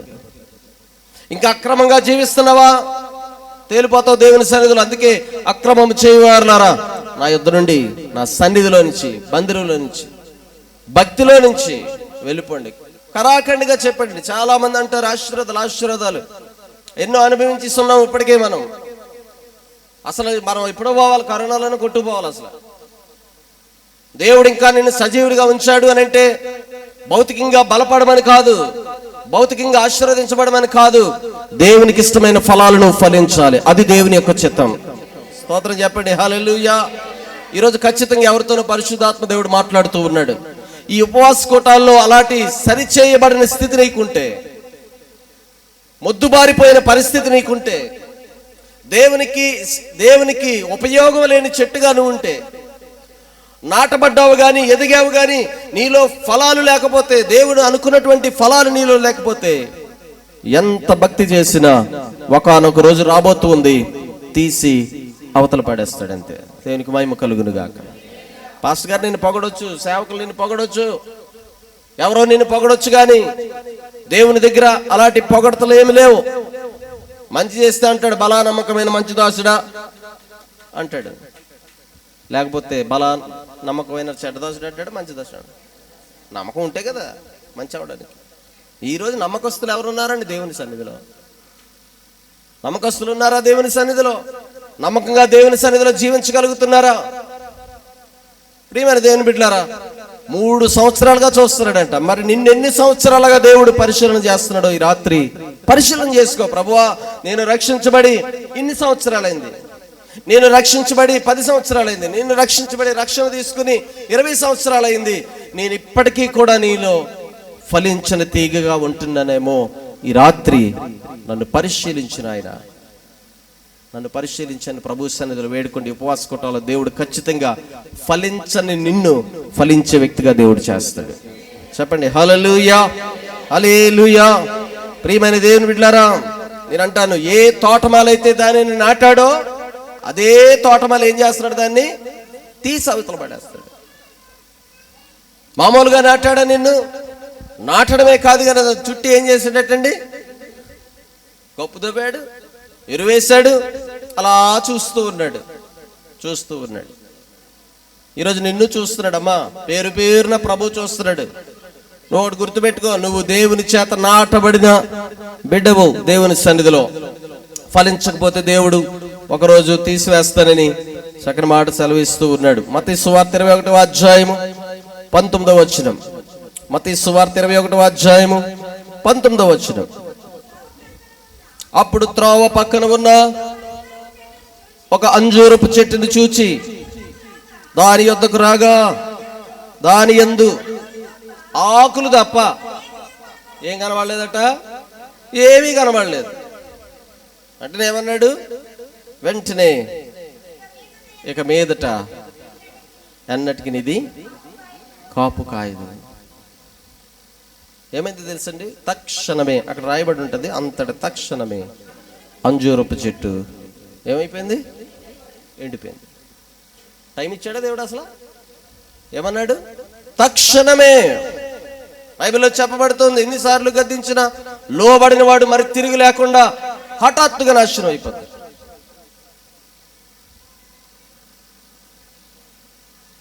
టార్చర్ పెట్టేసేవాళ్ళు ఉంటారు సంఘాల్లో, తెలుసా మీకు?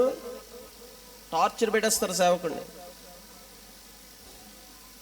మా సంఘంలో మా నాన్నగారిని ఎంత టార్చర్ పెట్టలేదండి, మా నాన్నగారిని ఎంత టార్చర్ పెట్టలే.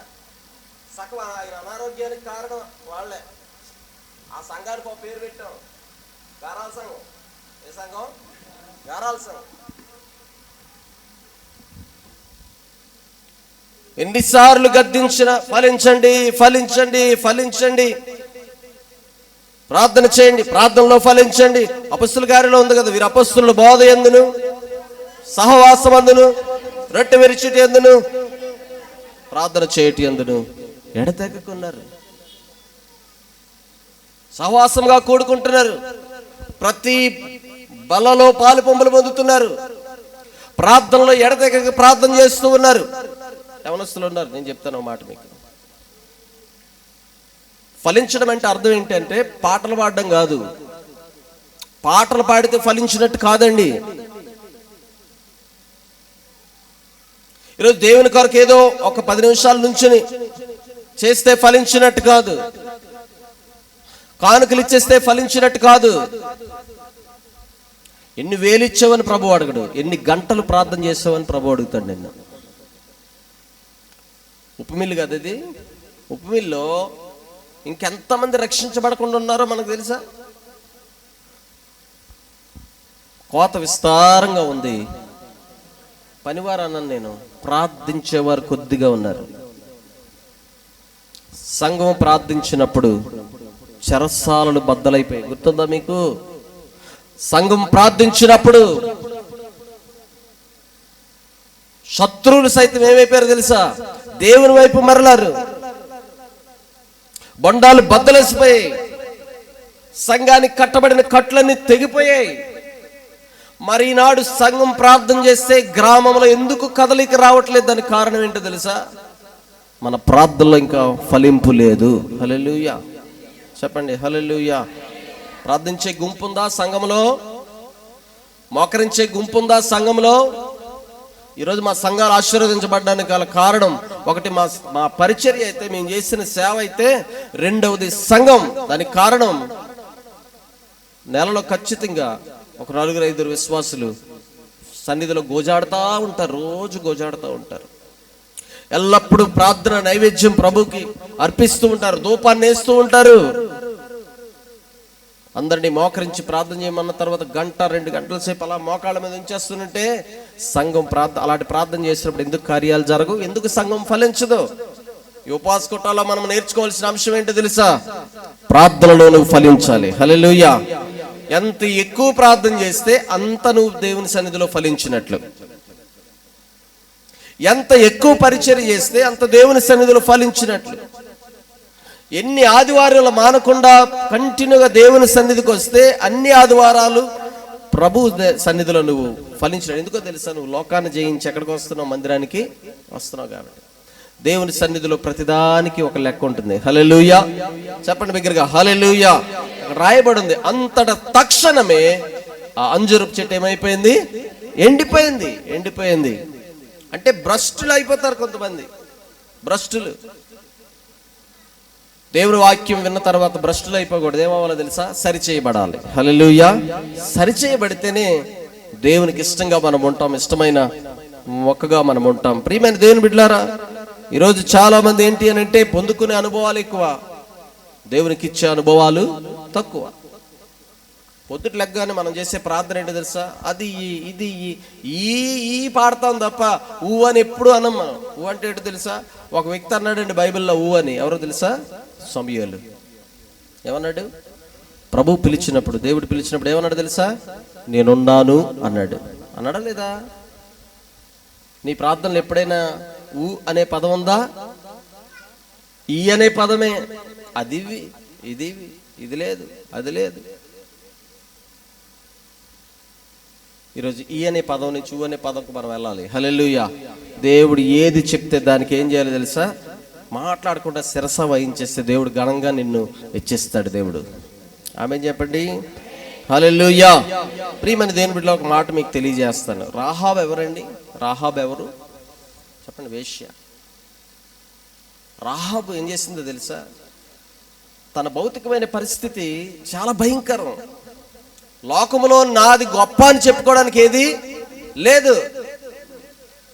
రాహాబు లోకం దృష్టిలో వేశ్యే గాని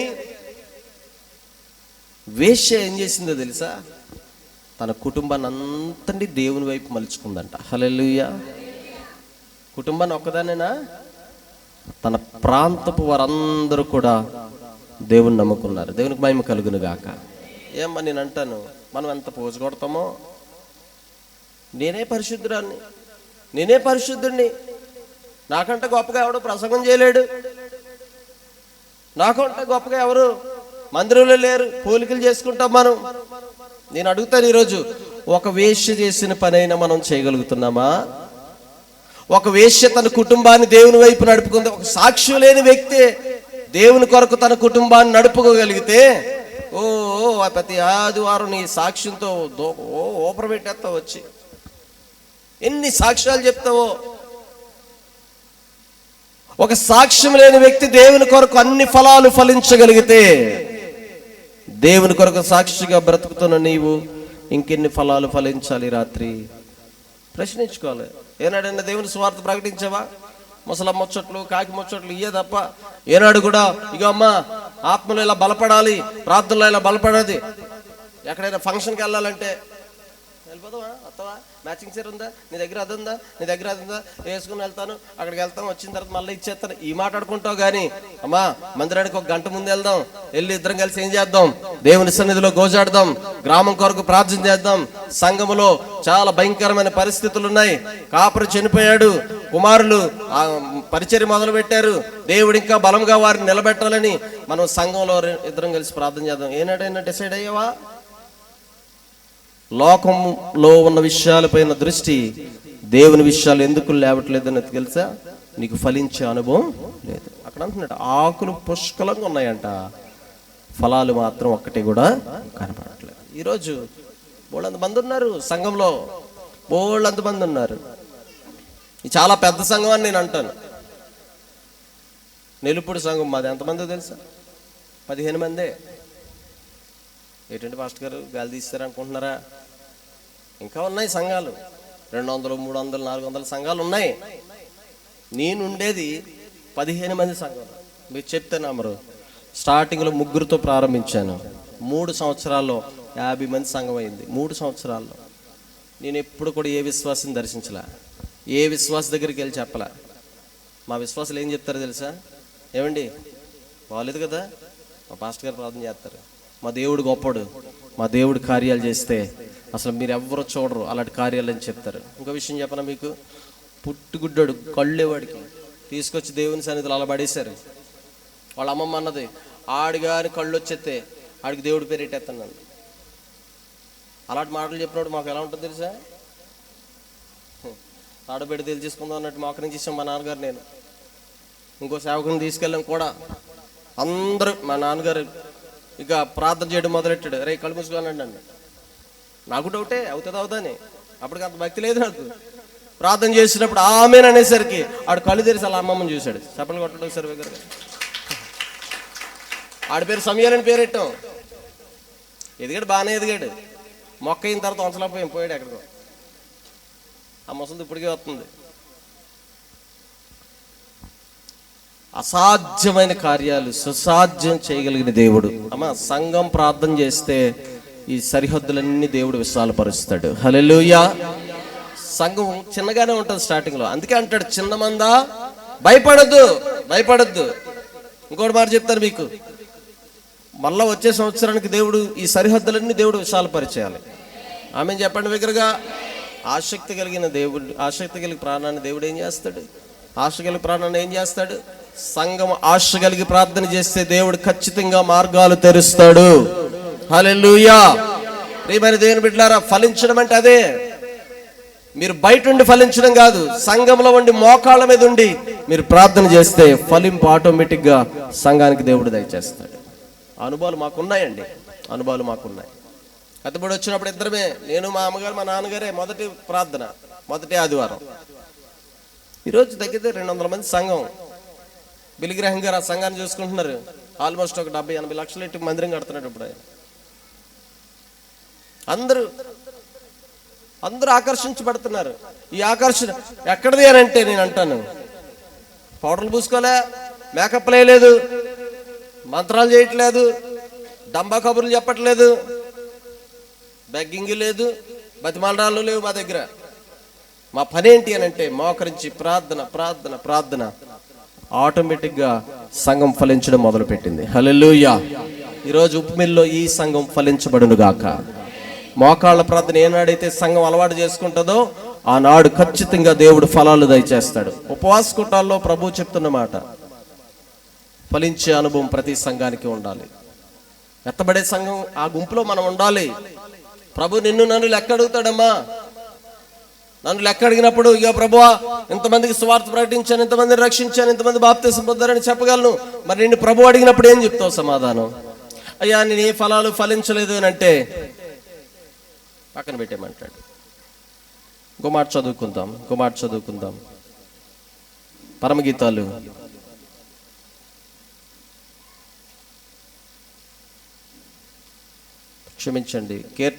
2వ అధ్యాయం 7-8 వచనాలు. అక్కడ చక్కని మాట ఉంది.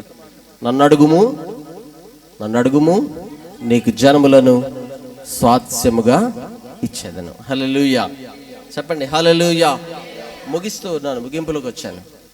నన్ను అడుగుము నీకు జనములను, ఎవరికి పిల్లలు కనమని కాదు అక్కడ చెప్తుంటా, జనములను స్వాస్యముగా ఇస్తాను అన్నాడు అని అంటే గుర్తుపెట్టుకోండి ఈ మాట.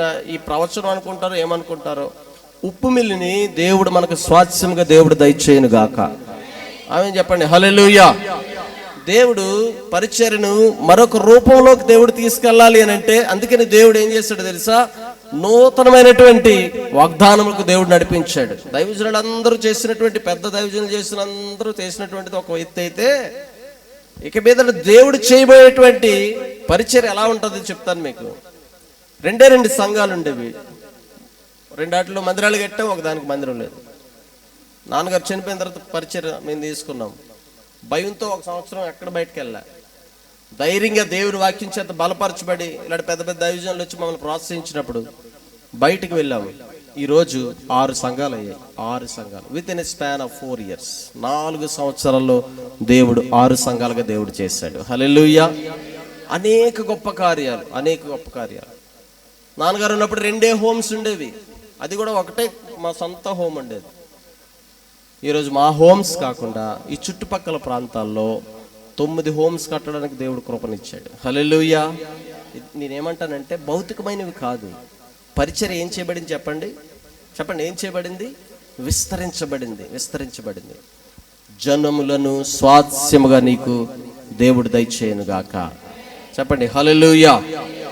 సంఘానికి దేవుడు కోరుకునేది, ఇప్పుడు ఫ్యాన్ తిరుగుతుంది చూసారా, తిరగట్లేదు అనుకోండి, ఇది ఫ్యాన్ మంచిదే కానండి, చెప్పండి ఫ్యాన్ మంచిదే కానండి, తిరగట్లేదండి. బల్బు మంచిదే కానండి, ఎలగదండి.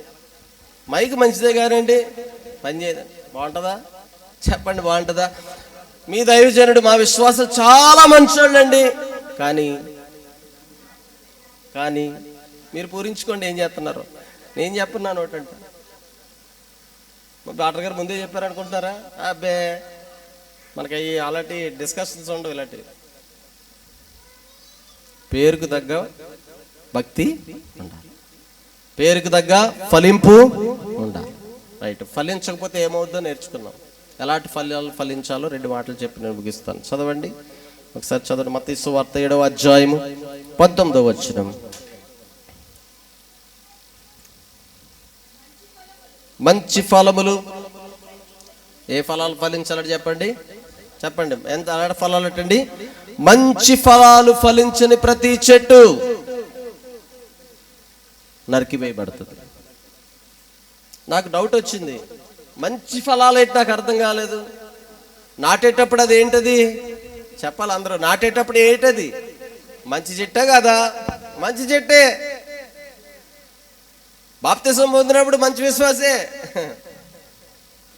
మొదటి ఆదివారం మంచి విశ్వాసే, గుళ్ళో ఉన్నంతసేపు ఆత్మహత్య ఎకరం చాలదు ఇవిడికి. ఆత్మహత్య ఏం చాలదా? ఆ చివరి మొదలెడితే ఈ చివరికి వచ్చేద్దాడు. బయటికి వెళ్తే ఆవిడ భాగవతం వేరు, ఆవిడ నోటంట. ఇక్కడేమో స్తోత్రం స్తోత్రం హల్లెలూయా అబ్రకదబ్ర ఏదో చెప్తుంది. మొత్తానికి బాగానే మాట్లాడుతుంది, భాషలు వచ్చేస్తాయి, ఆత్మతో నింపబడుతుంది, 10 మందిని ప్రోత్సహిస్తుంది, సంఘంలో ఉన్నంతసేపు చాలా యాక్టివ్గా ఉంటుంది. కుళాయిల దగ్గర చూడాలి భక్తి. నాకు విశ్వాసం ఉంది. మొదటి ఆదివారం నాడు ఆయన ప్రభు బళ్ళు ఇచ్చాడు. నేను చెప్పాను కదా, 1/2 ఎకరం బ్యాచ్ ఆవిడ. వాయిద్యాలు వాయినంతసేపు ఆవిడ అసలు కంట్రోల్ చేయలేకపోయాం. మా తమ్ముడైతే రేపటి స్పీడ్ తగ్గండి మీరు అంటాడు. స్పీడ్ తగ్గండి, పడిపోతున్నారా పిల్లల మీద, తగ్గండి. ప్రార్థన అయిపోయింది, ప్రభు బళ్ళు ఇచ్చాం, అంతా అయిపోయింది. కాస్తంత ముద్ద తినేసి మందిరంలో దర్శించడానికి వెళ్ళారు మా నాన్నగారు కూడా. నేను బైబిల్ పెట్టుకుని వెళ్ళా. కుళాయి దగ్గర పెద్ద గొడవ జరుగుతుంది. ఎవర్రా వీళ్ళెవర్రా గొడవ పడుకుని దగ్గరికి వెళ్ళేసరికి ఈవిడే చాలా పెద్ద గొడవ పెట్టింది, మామూలు కాదు. దగ్గరికి వెళ్ళేసరికి ఆవిడ భాష వేరుగా ఉంది, లకారాలు ఎకారాలు చాలా వస్తున్నాయి. మా నాన్నగారు కుదురుండే, వెళ్ళకండి డాడీ, ఎందుకు ఆడవాళ్ళ గొడవలు మనకి ఎందుకంటే, ఒర్రే మనం వెళ్ళకపోతే గొడవ పెద్ద అయిపోతే కొట్టించుకుంటారు, జిట్లా తీసుకుంటారు అని ఏదో చెప్పాడు ఈయన. వద్దొద్దన్నా వెళ్ళాడు ఆయన. వద్దొద్దని వెళ్ళి అమ్మా అన్నాడు. ఆవిడ అంటుంది, ఊరుగండి భాష గారు మీరు పక్కన ఉండాలని అంటుంది. మేము ఎక్కడ ఉండాలట అంటే ఆవిడ ఉద్దేశం ఏంటంటే, నేను గుళ్ళోనే విశ్వాసిని, బయటకు వస్తే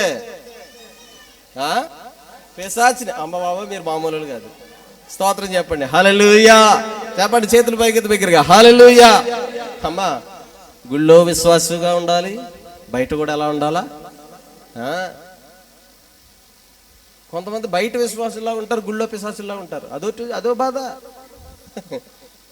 ఉత్పున్నాన్ని గొడవ పెట్టేసుకునే వాళ్ళు ఉన్నారు చాలా మంది. భోజనాల దగ్గర గొడవలు, మొక్క దగ్గర గొడవలు. బైబిల్లో ఉంది తెలుసా మీకు? మాంసం దగ్గర గొడవ వస్తే భక్తుడు ఏమన్నాడు తెలుసా? ఇక మాంసం వేయకండి అన్నాడండి బైబిల్. వద్దులే ఇంక లోపలికి వెళ్ళకూడదు. అక్కడ కూడా గొడవ పెట్టేవాళ్ళు ఉన్నారు. మొఖాలు చూసి వేస్తున్నాడు అన్నది సంఘ పెద్దన ఒక ఆవిడ. ఏం చూసి వేస్తున్నాడంట? మొఖం చూసి వేసాడంట. మొఖం చూసి వేయకపోతే ఇక్కడ ఎక్కడికో బింగం పడేస్తాడు. ఇలాగా వచ్చిన వాళ్ళు ఎవరో పలకరించారు. మా సంఘ పెద్దకున్న గొప్ప పని ఏంటి, నిన్న ఆదివారం చెప్తున్నాడు, అయ్యగారు నేను మొఖాలు చూసి వేస్తున్నానటండి, అందుకే ఈసారి ఏంటి నేను అన్నాను, అమ్మ మీకు బాగా తెలుస్తలేదు, ఈసారి వంట కానీ వడ్డించడం కానీ ఆడవాళ్ళు చూసుకోండి, మగాళ్ళు ఎవరు రారు అని చెప్పాను. అమ్మ బతికించారు అయ్యగారు అన్నాడు. లేకపోతే గుడి మానేస్తాడు నా భయం. లోపల పెట్టేసుకున్నాడు అనుకోండి, అది విషయం, పాపం పరిపక్వం మరణానికి అంటది అన్నట్టు ఈ మాట అలా పెరిగిపోయి లోపల గ్రెజ్జులు పెంచేసుకుని ఇంకా వేరేగా ఉంటుంది కదా. చెప్పండి, వీళ్ళు ఎవరిలో విశ్వాసులేనా? మందిరంలోనే పిశాచుగా ఉంటున్నావు, బయట పిశాచులా జీవిస్తున్నావు. ఏ ఫలాలు ఫలిస్తున్నావు? ఏ ఫలాలు ఫలించడానికి అసలు నువ్వు నాటబడ్డావు? బాప్తిసం పొందిన అమ్మ బాబోయ్ ఎంత మరి ఏదో శబ్దం అంటారు. ఏ శబ్దం అది? ఏ శబ్దం? బంగారు శబ్దం అంటారు చూసారా? అలా శబ్దాలు చేసేసేవాళ్ళు ఉన్నారు. గుడి మానండి అయ్య గారు, కష్టం వచ్చినా నష్టం వచ్చినా ఏ వచ్చినా కరువు వచ్చినా బైబిల్లో లేని అన్ని. చిన్న తేడా వస్తే కొద్ది స్పీడ్గానే పెరిగిందంటే పాస్ట్ గారు అద్దుగో నన్ను చూసే అన్నాడు, నా గురించి ఎవరో చెప్పేశారు, యోహాను సువార్త 3:16 అన్నాడంటే పాస్టర్ గారు సంఘానికి వెళ్ళి. ఏంటి చెప్పండి, మాట్లాడలేదు తల్లి. యోహాను సువార్త ముగించేస్తుందని. యోహాను సువార్త 3:16 అనేసరికి లేచిపోయాడు అంటే ఒకడు. నా గురించి ఎవడు చెప్పాడు?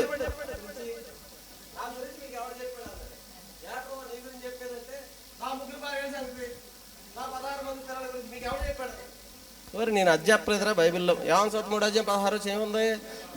ఇది అంత రివర్సీడు. ఊరు ఎంత పనికిమాలిన బతికి గుళ్ళో ఎలా ఉన్నావు నువ్వు? ఆదివారం నాడు ఏం ఏ ఫలాలు అవి? బైబిల్లో దేవుడు చక్కగా నాటాడంట ఒక చెట్టుని. చదువుతాం, ఆ మాట చదువు ముగించుకుందాం. యెషయా గ్రంథం 5వ అధ్యాయము 1 నుంచి 3 వచనాలు చదవండి ఒకసారి.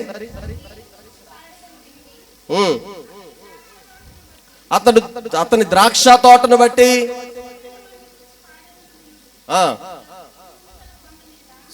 ఎలాంటి భూమి అంటే చెప్పండి? సత్వ భూమి కలిగిన. నేను అంటాను ఈ సంఘం ఎలాంటిదంటే సత్వ భూమి కలిగిన సంఘం. హల్లెలూయా. ఇందులో ఏమేసినా ఏమవ్వాలా చెప్పాలి, ఏమవ్వాలి? ఫలించాలి. కొన్ని నేలలు ఉంటాయి, ఎన్ని వేసినా చచ్చిపడవే కానీ ఫలింపు ఉండదు. కానీ ఇలాంటి సంఘంలో దేవుడు ఇలాంటి సత్తువ కలిగిన నేలను దేవుడు ఇచ్చాడు అని అంటే అది దేవుడు మనకిచ్చిన అదృష్టం. హల్లెలూయా. ఫలించకుండా ఎలా ఉంటామమ్మా? అసలు ప్రార్థన చేయకుండా ఎలా ఉండగలవమ్మా? సత్తువ కలిగిన భూమిలో, ఇంత వాక్యపు అనుభవం కలిగిన భూమిలో. ముగ్గురు అన్నదమ్ములు చూస్తున్నప్పుడు నాకు ఒకసారి అనిపిస్తుంటది, అబ్బో ఇలాంటి సేవ దేవుడు మనకెందుకు ఇవ్వలేదు, ఇలాంటి సబ్జెక్ట్ మనకెందుకు ఇవ్వలేదు. సేవకులు గడగడగడలు ఆడతారు తెలుసా మీకు? మీ దైవజనులు ఒకసారి నేను ఎక్కడో మొక్క పరిచయాలు లేనప్పుడు ఎక్కడికో పిలిచారు. ఆయన వాక్యం చెప్పడానికి వెళ్ళాను క్రిస్మస్లో పాస్టర్స్ మీటింగ్లో. పాస్టర్ గారులందరికీ ఆయన చెప్తా ఉంటుంటే నాకు చాలా ఆశ్చర్యం అనిపించింది.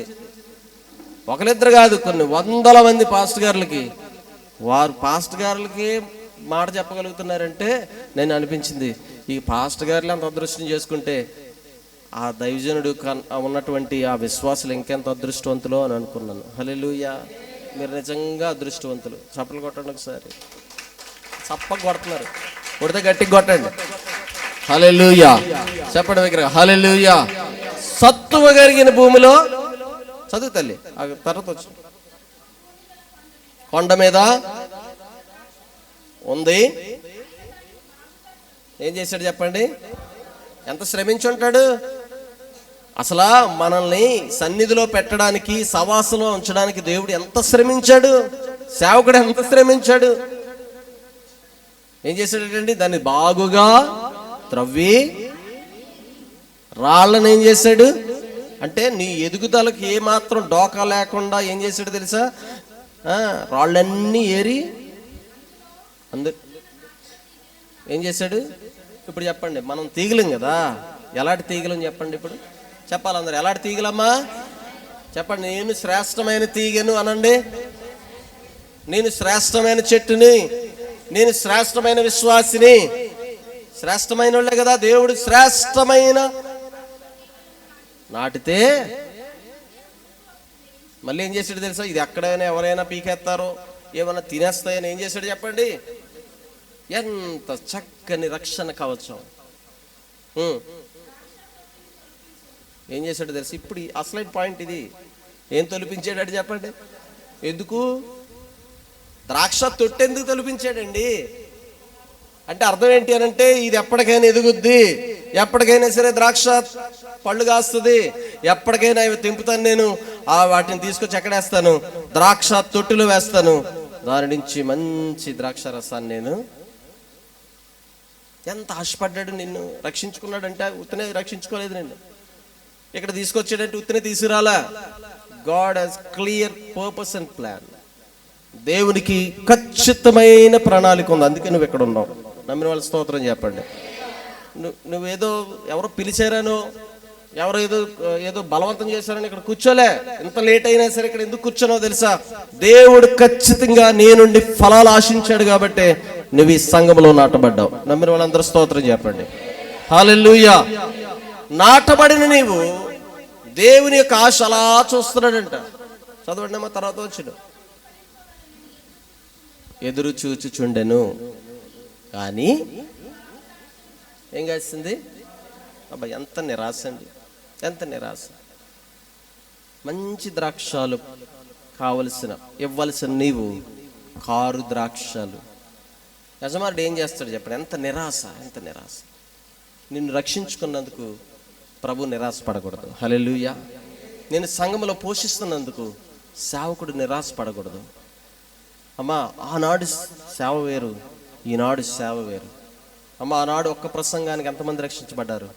3000 మంది. ఈనాడు 3000 ప్రసంగాలు చేసిన ఒక్క విశ్వాసి కూడా రావట్లా, ఒక్కడూ రక్షించబడట్లే. సేవ చాలా భారభరితంగా మారిపోయింది. బయట సువార్త, ఈరోజు బైబిల్ కాలేజీలన్నీ ఖాళీ అయిపోయాయి. సేవకులు రండిరా బాబు పాఠాలు చెప్పుకుంటాం, రండిరా బాబు వాక్యం నేర్పుతామంటే మేము రావండి. ఎందుకనంటే లోకంలో సేఫ్టీ లేదండి, లోకంలో సేవకుడికి విలువ లేదండి. అమ్మ విలువ లేకపోయినా ఉన్నా, చేదరించుకున్నా, మమ్మల్ని తిట్టినా కొట్టినా, మమ్మల్ని ఎంత బయట నీచంగా చూసినా ఇంకా ఇలాగ బలంగా దేవుని కొరకు నిలబడుతున్నాము అని అంటే మా ఆశ ఏంటో తెలుసా? అట్లీస్ట్ కొంతమంది అయినా మంచి ద్రాక్షాలు ఇచ్చే ఫలాలు ఇచ్చే చెట్లుగా ఉండాలని. హల్లెలూయా. నిరాశపరుస్తున్నావా సేవకుడిని? ప్రభుని నిరాశపరుస్తున్నావా? ఉపవాస కూటంలో కూర్చుని నువ్వు ప్రభువుని కంటతడి పెట్టిస్తున్నావా? ప్రభు అంటున్నాడు కదా, మిమ్మును బట్టే కదా నా నామము. ఆయనలో ఏ దోషం ఉందండి? సేవకుడిలో ఏ దోషం ఉందని సేవకుడిని నిందిస్తారు. ప్రభువులో ఏ దోషం ఉందని ప్రభువుని నానా మాటలు అంటున్నారు ఈరోజు. దానికి కారణం ఏంటో తెలుసా? మనల్ని బట్టి. కారు ద్రాక్షలు కాసే నువ్వు దేవునికి అవమానం తెచ్చే విధంగా ఉంటావు.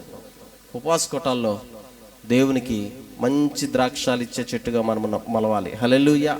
మంచి ఫలాలు ఇచ్చే చెట్టుగా దేవుడు మనల్ని తీర్చిదిద్దునుగాక. హల్లెలూయా. ప్రసంగి గ్రంథంలో అంటాడు కదా, మంచి ఫలములు ఇచ్చే చెట్టు.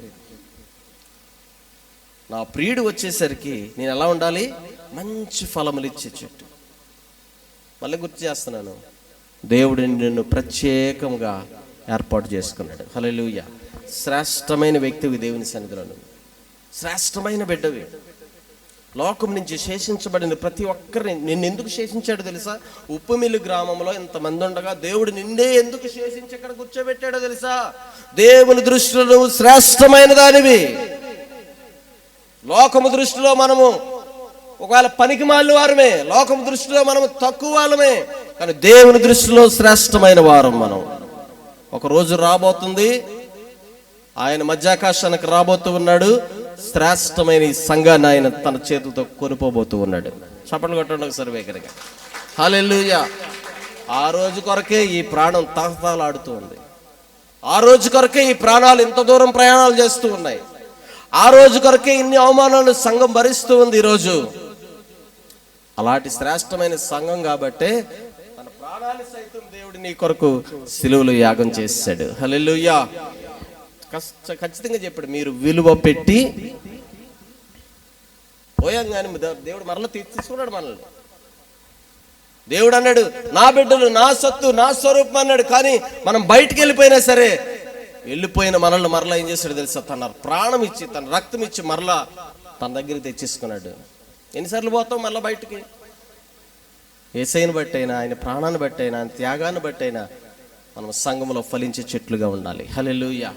అమ్మా ఖచ్చితంగా నేను అంటాను, ప్రభు వచ్చినప్పుడు సంఘంలో ఏ ఒక్కరు విడవబడడానికి వీలు లేదు, అందరూ ఎత్తబడాలి. హల్లెలూయా. అందరూ మహిమ శరీరాలు ధరించుకోవాలి. ఇంకోటి చెప్పరా, దేవదూతల కంటే పై స్థానాన్ని దేవుడు నీకు ఇవ్వబోతున్నాడు. ఆమేన్ చెప్పండి. హల్లెలూయా. ఇప్పుడు మనం ఫలించేది ఎలాగో తెలుసా? ఇక మీదట మోకరించండి దేవుని సన్నిధిలో. యవనస్తులు మోకరించండి. అమ్మా యవనస్తులు మోకరిస్తే దేవుడు బలమైన కార్యాలు చేస్తాడు. మోకరించాడు కాబట్టే అగ్ని దిగిపోయిందంట కిందకి. ఆనాడు దిగిన అగ్గి ఈరోజు కూడా దిగుతుంది, గుర్తుపెట్టుకో. ఆనాడు దిగిన పరిశుద్ధాత్మ ఈరోజు కూడా దిగుతుంది, గుర్తుపెట్టుకో. ఎందుకనంటే అప్పుడు ఏ శక్తి కలిగిన దేవుడో అదే దేవుడు ఇప్పటికీ అదే శక్తితో కలిగిన దేవుడై ఉన్నాడు. హల్లెలూయా. కాబట్టి ఖచ్చితంగా మన సంఘంగా మనం ఫలించాలి. అలా ఫలించి దేవుని దృష్టిలో ఈ సంఘం ఒక ఫలింపగలిగిన సంఘంగా ఈ ఉపవాస కూటాలు దేవుడు మనల్ని మలుచును గాక. దేవుడి మాటలు దీవించును గాక. అందరు లేచి నిలబడదాం. ఒకసారి అందరు లేచి నిలబడదాం. మీ చేతులను పైకెత్తి, ప్రభువా ఇప్పటి వరకు నాయన తండ్రి మా జీవితంలో భక్తి చేస్తున్నాం కానీ ఫలించలేని పరిస్థితి, భక్తి చేస్తున్నాం కానీ ఫలించలేని దుస్థితి. ప్రభువా, మమ్మల్ని ఫలించే విధంగా మమ్మల్ని మలచండి నాయన. మమ్మల్ని ఏర్పాటు చేసుకున్నాం, మేము శ్రేష్టమైన వారమని మీరు సెలవిచ్చారు. ఈ రాత్రికాల సమయంలో శ్రేష్టమైనటువంటి భూమిలో మమ్మల్ని నాటారు. బీడు భూమిలో మమ్మల్ని నాటలేదు. శ్రేష్టమైన వాక్యము చెప్పేటువంటి పోషించే సేవకుని మధ్యన మమ్మల్ని ఉంచో. ఎవరి దగ్గర పడలేదు దేవుడు, ఎక్కడెక్కడ ఇసిరేలేదు దేవుడు. నామకార్థ సంఘంలో పడేలేదు నిన్ను దేవుడు. నామకార్థమైనటువంటి పట్టుకూటు కోసం వచ్చినట్టు దగ్గర పడేలేదు దేవుడు నిన్ను. నిన్ను ఎక్కడ నాటాడో తెలుసా? దేవుని సన్నిధిలో, బలమైన భూమిలో, సత్తువ కలిగిన భూమిలో ప్రభు నిన్ను నాటాడు. అలాంటి సత్తువ కలిగిన భూమిలో నాటబడి నీవు ఫలించకపోతే ఎలా? అలాంటి సత్తువ కలిగిన భూమిలో ఫలించకపోతే ఎలాగ తమ్ముడు? దేవుడు నీకు ఇచ్చిన తలాంతును బట్టి, దేవుడు నీకు ఇచ్చినటువంటి అభిషేకాన్ని బట్టి, దేవుడు నీకు ఇచ్చినటువంటి జ్ఞానాన్ని బట్టి దేవుని సన్నిధిలో ఫలించే బిడ్డగా. ఎందుకంటే గొడ్డలి వేరుని పెట్టబడింది. ఫలించిన ప్రతి చెట్టు, ఫలించిన ప్రతి తీగ నరకవేయబడుతుంది, కాల్చివేయబడుతుంది. ఇప్పటివరకు చాలా కాలం చూశాడు ఏమైనా ఫలాలు ఫలిస్తావేమో. ఇప్పటివరకు చాలా కాలం నుండి ఎదురు చూస్తూ ఉన్నాడు నీ కొరకు, నీ మీద ఎన్నో ఆశలు పెట్టుకుని. ఎప్పటికైనా మంచి ఫలాలు ఫలిస్తావని ప్రభు చూస్తున్నాడు. ఈ రాత్రి ఫలించకపోతే ప్రమాదం. సూటిగా ప్రభు చెప్తున్నాడు, ఫలించకపోతే ప్రమాదం. ఫలించకపోతే నరకం వేయబడతావు, ఫలించకపోతే తీసివేయబడతావు, ఫలించకపోతే కాల్చివేయబడతావు. ఆ ఉగ్రత మనకొద్దు.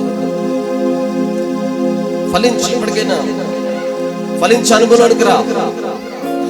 లోకానుసారమైనటువంటి ఫలింపు దేవుని దృష్టికి అంత విలువైంది కాదు. ఆత్మఫలింపు, ఆత్మఫల. సంఘాన్ని ప్రేమించు, సేవకుని ప్రేమించు. శక్తి కొలది దేవుని పరిచర్యలో వాడబడు. శక్తి కొలది దేవుని పరిచర్యలో నీ సమయాన్ని కేటాయించు, ధనాన్ని కేటాయించు, నీ స్వరాన్ని కేటాయించు. సమస్తము దేవుని కొరకు కేటాయించగలిగితే ఖచ్చితంగా ప్రభు ఈ సంఘాన్ని ఒక ఫలింపగలిగిన సంఘంగా చూస్తాడు. ఒకవేళ ఎవరైనా పడిపోతే ఒకరికొకరు సహాయం చేసుకుని, ఒకరికొకరు తోడుగా నిలిచి, ఒకరికొకరు సహాయం చేసుకుని ఆ పడిపోయిన స్థితి నుంచి లేవాలి. ఆ అనుభవానికి రావాలి సంఘం. ఎన్నాళ్ళు భౌతికమైన పరిస్థితులు, భౌతికమైన కోరికలు తీర్చుకోవడానికి వస్తాం మందిరానికి. ఎప్పుడు ప్రభు నుంచి పొందుకోవడమేనా? ప్రభుకి ఏమి ఇవ్వాలి? ప్రభు కూడా ఆశలు ఉన్నాయి కదా. నీ ధనాన్ని కాదు కదా ప్రభు కోరుకునేది. అంతకంటే విలువైన నీ సమయాన్ని ప్రభుకి ఇవ్వి. అంతకంటే విలువైనటువంటి కన్నీరు ప్రభు పాదాల చెంత కన్నీరు కార్చు. భారం కలిగి సంఘం కొరకు ప్రార్థించి, భారం కలిగి గ్రామం కొరకు ప్రార్థించి, దేశ క్షేమం కొరకు ప్రార్థించి. చాలా బాధ్యతలు ఉన్నాయి మన మీద.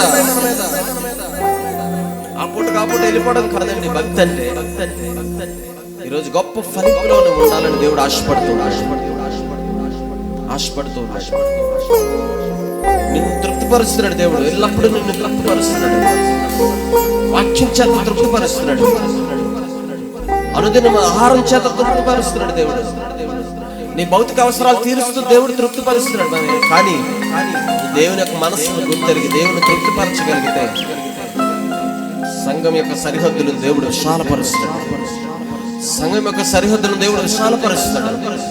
ఈ యొక్క సంఘం యొక్క వెలుగును నలుదిశలా దేవుడు వ్యాపింపజేస్తాడు. ఒక్కొక్క విశ్వాసి ఒక్కొక్కరు ప్రతి ఒక్కరు, పురుషులేమి స్త్రీలేమి ఎవరులేమి ఎవరైనప్పటికీ దేవుడు నీ మీద ఒక గురుతర బాధ్యతను అప్పగించాడు. ఈరోజు ఒక ఫలింపగలిగిన సంఘంగా, ఫలింపగలిగిన విశ్వాసి నువ్వు జీవించగలిగితే దేవుడు ఖచ్చితంగా ఆయన ఎత్తుమే పెట్టుకుంటాడు.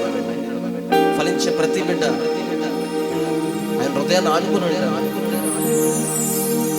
రాత్రి నేను గొప్ప ఫలింపు కలిగిన వ్యక్తిగా ప్రభు నడిపించునుగాక. ప్రార్థన చేస్తున్నాను.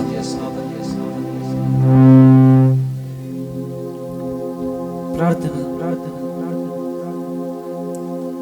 పరిశుద్ధుడ బ్రహ్మణమయ రాసానికి వందనాలు, స్తోత్రాలు చెల్లిస్తున్నాం. అనేక మార్లు మేము ఫలించాలి అనేటువంటి విషయాలు నేర్చుకున్నాం. ఎలా ఫలించాలో మేము నేర్చుకున్నాం. ఏనాటికి కూడా ఫలింపు లేని వారుగా మేము ఉన్నామేమో, అందుకే మాతో మీరు మాట్లాడారు. మీకు వందనాలు. ఈ రోజైనా మేము ఫలించే వారుగా మార్చిపెట్టుకు సహాయం చేయండి. ఫలించకపోతే తీసివేయబడతామని, ఫలించకపోతే నరికివేయబడతామని, ఫలించకపోతే అగ్ని వేసి కాల్చివేయబడతామని భక్తుని నోట్లో నుండి అనేకమైన హెచ్చరికతో కూడిన మాటలు మాతో మాట్లాడారు. ఈ ప్రతి మాట నా కోసమే అని వ్యక్తిగతంగా తీసుకునడానికి సహాయం చేయండి. ప్రభా, ఏ లోపాలు మాలో ఉన్నాయో, ఏ పరిస్థితులు మాలో ఉన్నాయో నేను ఎరిగిన వాడు మాతో మాట్లాడవు. నీకు వందనాలు. అనేక మార్లు ఆయన అనేక సందర్భాల్లో సంఘముతో నువ్వు మాట్లాడవు. వ్యక్తిగత ప్రార్థన అవసరమని, సంఘ ప్రార్థన అవసరమని, గోసాటం అవసరమని అనేక మార్లు మాతో మాట్లాడ మేము వెళ్ళలేకపోయాము. ప్రభువా, ఈరోజు మీ గద్దులకు లోబడుతున్నాము నాయన. నీ మాటకు విధేయత కనపరుస్తున్నాము ప్రభువా. ఇగో సంఘము ప్రార్థించకపోవడం వల్లే ఈరోజు గ్రామం రక్షణ పొందలేకపోతూ ఉంది. గ్రామంలో క్షేమము లేకపోవడానికి సంఘము ప్రార్థన లోపమైందని ఈరోజు మేము తెలుసుకోగలిగాం. ప్రభు, ఉదయకాల సమయంలో ఈ ప్రార్థన బలిపీఠము పడిపోయింది అని మేము నేర్చుకోగలిగాం. పడిపోయిన బలిపీఠము కట్టుకొనడానికి ఈ రాత్రి కాల సమయంలో నిరాశను నిలవబెట్టుకుని, ఒకవేళ పడిపోయిన బలిపీఠము తిరిగి కట్టకపోతే ప్రభా మేము కాల్చివేయబడతామని, నరికివేయబడతామని, పారవేయబడతామని మాతో సూటిగా తేటగా మాట్లాడేందుకు నీకు వందనాలు చెల్లిస్తాం. ఏదో వినమట్టుకు విని దాన్ని గ్రహింపు లేని జీవితాన్ని జీవించుట మేము అలాంటి జీవితాన్ని జీవించకుండా ఫలించి వారమైనట్లు మీ కృపను అనుగ్రహించి మనం ప్రార్థిస్తాం. ఇది ఈ యొక్క సంవత్సరంలో మీరు మమ్మల్ని జ్ఞాపకం చేసుకుని మొదటి దినాన్ని ఆశీర్వాదకరంగా మీరు జరిగించినందుకే నీకు వందనాలు చెల్లిస్తాం. నీ బిడ్డలు అలసట అనుకోకుండా, భారం అనుకోకుండా నీ సందులో ఉంటుండగా ప్రతి ఒక్కరిని మీరు తృప్తిపరుస్తున్నది నీకు వందనాలు చెల్లిస్తాం. సరిచేస్తున్నది నీకు వందనాలు చెల్లిస్తాం. మీ తట్టు తిరిగి ఎల్లప్పుడూ మేము ఫలించి వారమై ఉన్నట్లు సహాయం చేసి నడిపించమని ప్రార్థిస్తూ, ఇతర వాక్యం అందించిన సేవకులను, వారి కుటుంబాన్ని, వారి పరిచయను, వారు చేస్తున్న ప్రతి పరిచయను ఆశీర్వదించి అవసరతలన్నీ క్రీస్తు యేసు మహిమలు మీరు తీర్చి ఇంకా బహుబలమైన పరిచర్య రాబోయే కాలంలో మరింత బలమైన పరిచర్య వారి ద్వారా మీరు జరిగించిపోతున్నందుకు మీకు విశ్వసిస్తున్నాం. మీకు వందనాలు చెల్లిస్తున్నాం ప్రభా. ఇగో మ్యూజిక్ టీం వారిని ప్రభా కూడా వచ్చిన ప్రజలందరిని బట్టి నేను స్తుతిస్తూ, ఇగో నన్ను మా చుట్టుపక్కల గృహాల కొరకు మీ సందరూ ప్రార్థిస్తున్నాం ప్రభా. ఇదిగో ఈ సౌండ్ వల్ల కొంచెం అంతరాయం కలిగినప్పటికీ మమ్మల్ని మన్నించి మాకు సహకరిస్తున్న కుటుంబాలన్నిటినీ యేసు నామములో దీవించబడునుగా కానీ ప్రార్థిస్తున్నాం. వారి కుటుంబాల్లో క్షేమము కలుగునుగా కానీ ప్రార్థిస్తున్నాం. ఈ ప్రార్థన కేవలం క్రైస్తవులకు మాత్రమే కాదు, మాకు ఉపయోగకరమని వారు గ్రహించుటకు వారికి ఆలోచన కలిగజేసి నడిపించమని వేడుకుంటూ బ్రతమాలుకుంటూ ఈ రాత్రికాల సమయంలో గృహాలకు వెళ్ళి విశ్రాంతి తీసుకుని మీ సన్నిధి వారితో, మీ సహాయం వారితో ఉంచి నడిపించమని సమస్తమును బట్టి నీకే మహిమ, ఘనత, ప్రభావాలు ఆరోపించుకుంటున్నాం. ప్రాముఖ్యంగా ఈ దిన సేవకులుగా మా కుటుంబాలను కూడా మరి ప్రేమించి ఈ దినాన్ని నాయన ఉదయకాల సమయంలో ప్రభా కృప నాయన కరుణకు వారిని ప్రేమించి వారి ద్వారా కుటుంబాన్ని, సేవకుని మీరు పోషించినందుకు నీకు వందనాలు. ఈ రాత్రికాల సమయంలో చక్కటి ఆహారాన్ని సేవకులకు, కుటుంబానికి అందించినటువంటి మీరు రత్నం గారు వారి కుటుంబాన్ని కూడా మీరు దీవించి ఆశీర్వదించి వర్తింపజేసి నడిపించమని వేడుకుంటూ ప్రార్థిస్తూ రేపటి దినము కొరకే మమ్మల్ని మరీ ఎక్కువగా సిద్ధపరిచి రాత్రికాల సమయంలో దర్శనాల ద్వారా మాతో మాట్లాడి ఈ మాటలు మాకు జ్ఞాపకం చేసి నాయన మేము నిజముగా వర్ధిల్లేవారిగా, ఫలించి వారిగా ఉన్నామో లేదా ఫలించి లేని వారిగా ఉన్నామో మమ్మల్ని సరిచేసి నడిపించి వాడుకుని బలపరచమని వేడుకుంటూ యేసయ్య నామములో అడిగిన మనవులన్నీ పొందుకున్నామని మేము ప్రార్థిస్తున్నాము పరమ తండ్రి. ఆమేన్, ఆమేన్. అందరికీ వందనాలండి. చక్కటి వాక్యాన్ని అందించి మనల్ని ఆత్మీయంగా బలపరుచుకున్నటువంటి మా పెద్దన్నయ్య గారు కిమ్ గారికి హృదయపూర్వక వందనాలు తెలియజేస్తాం. చెప్పు కొట్టు బట్టి దేవునామని మహింపరుద్దాం.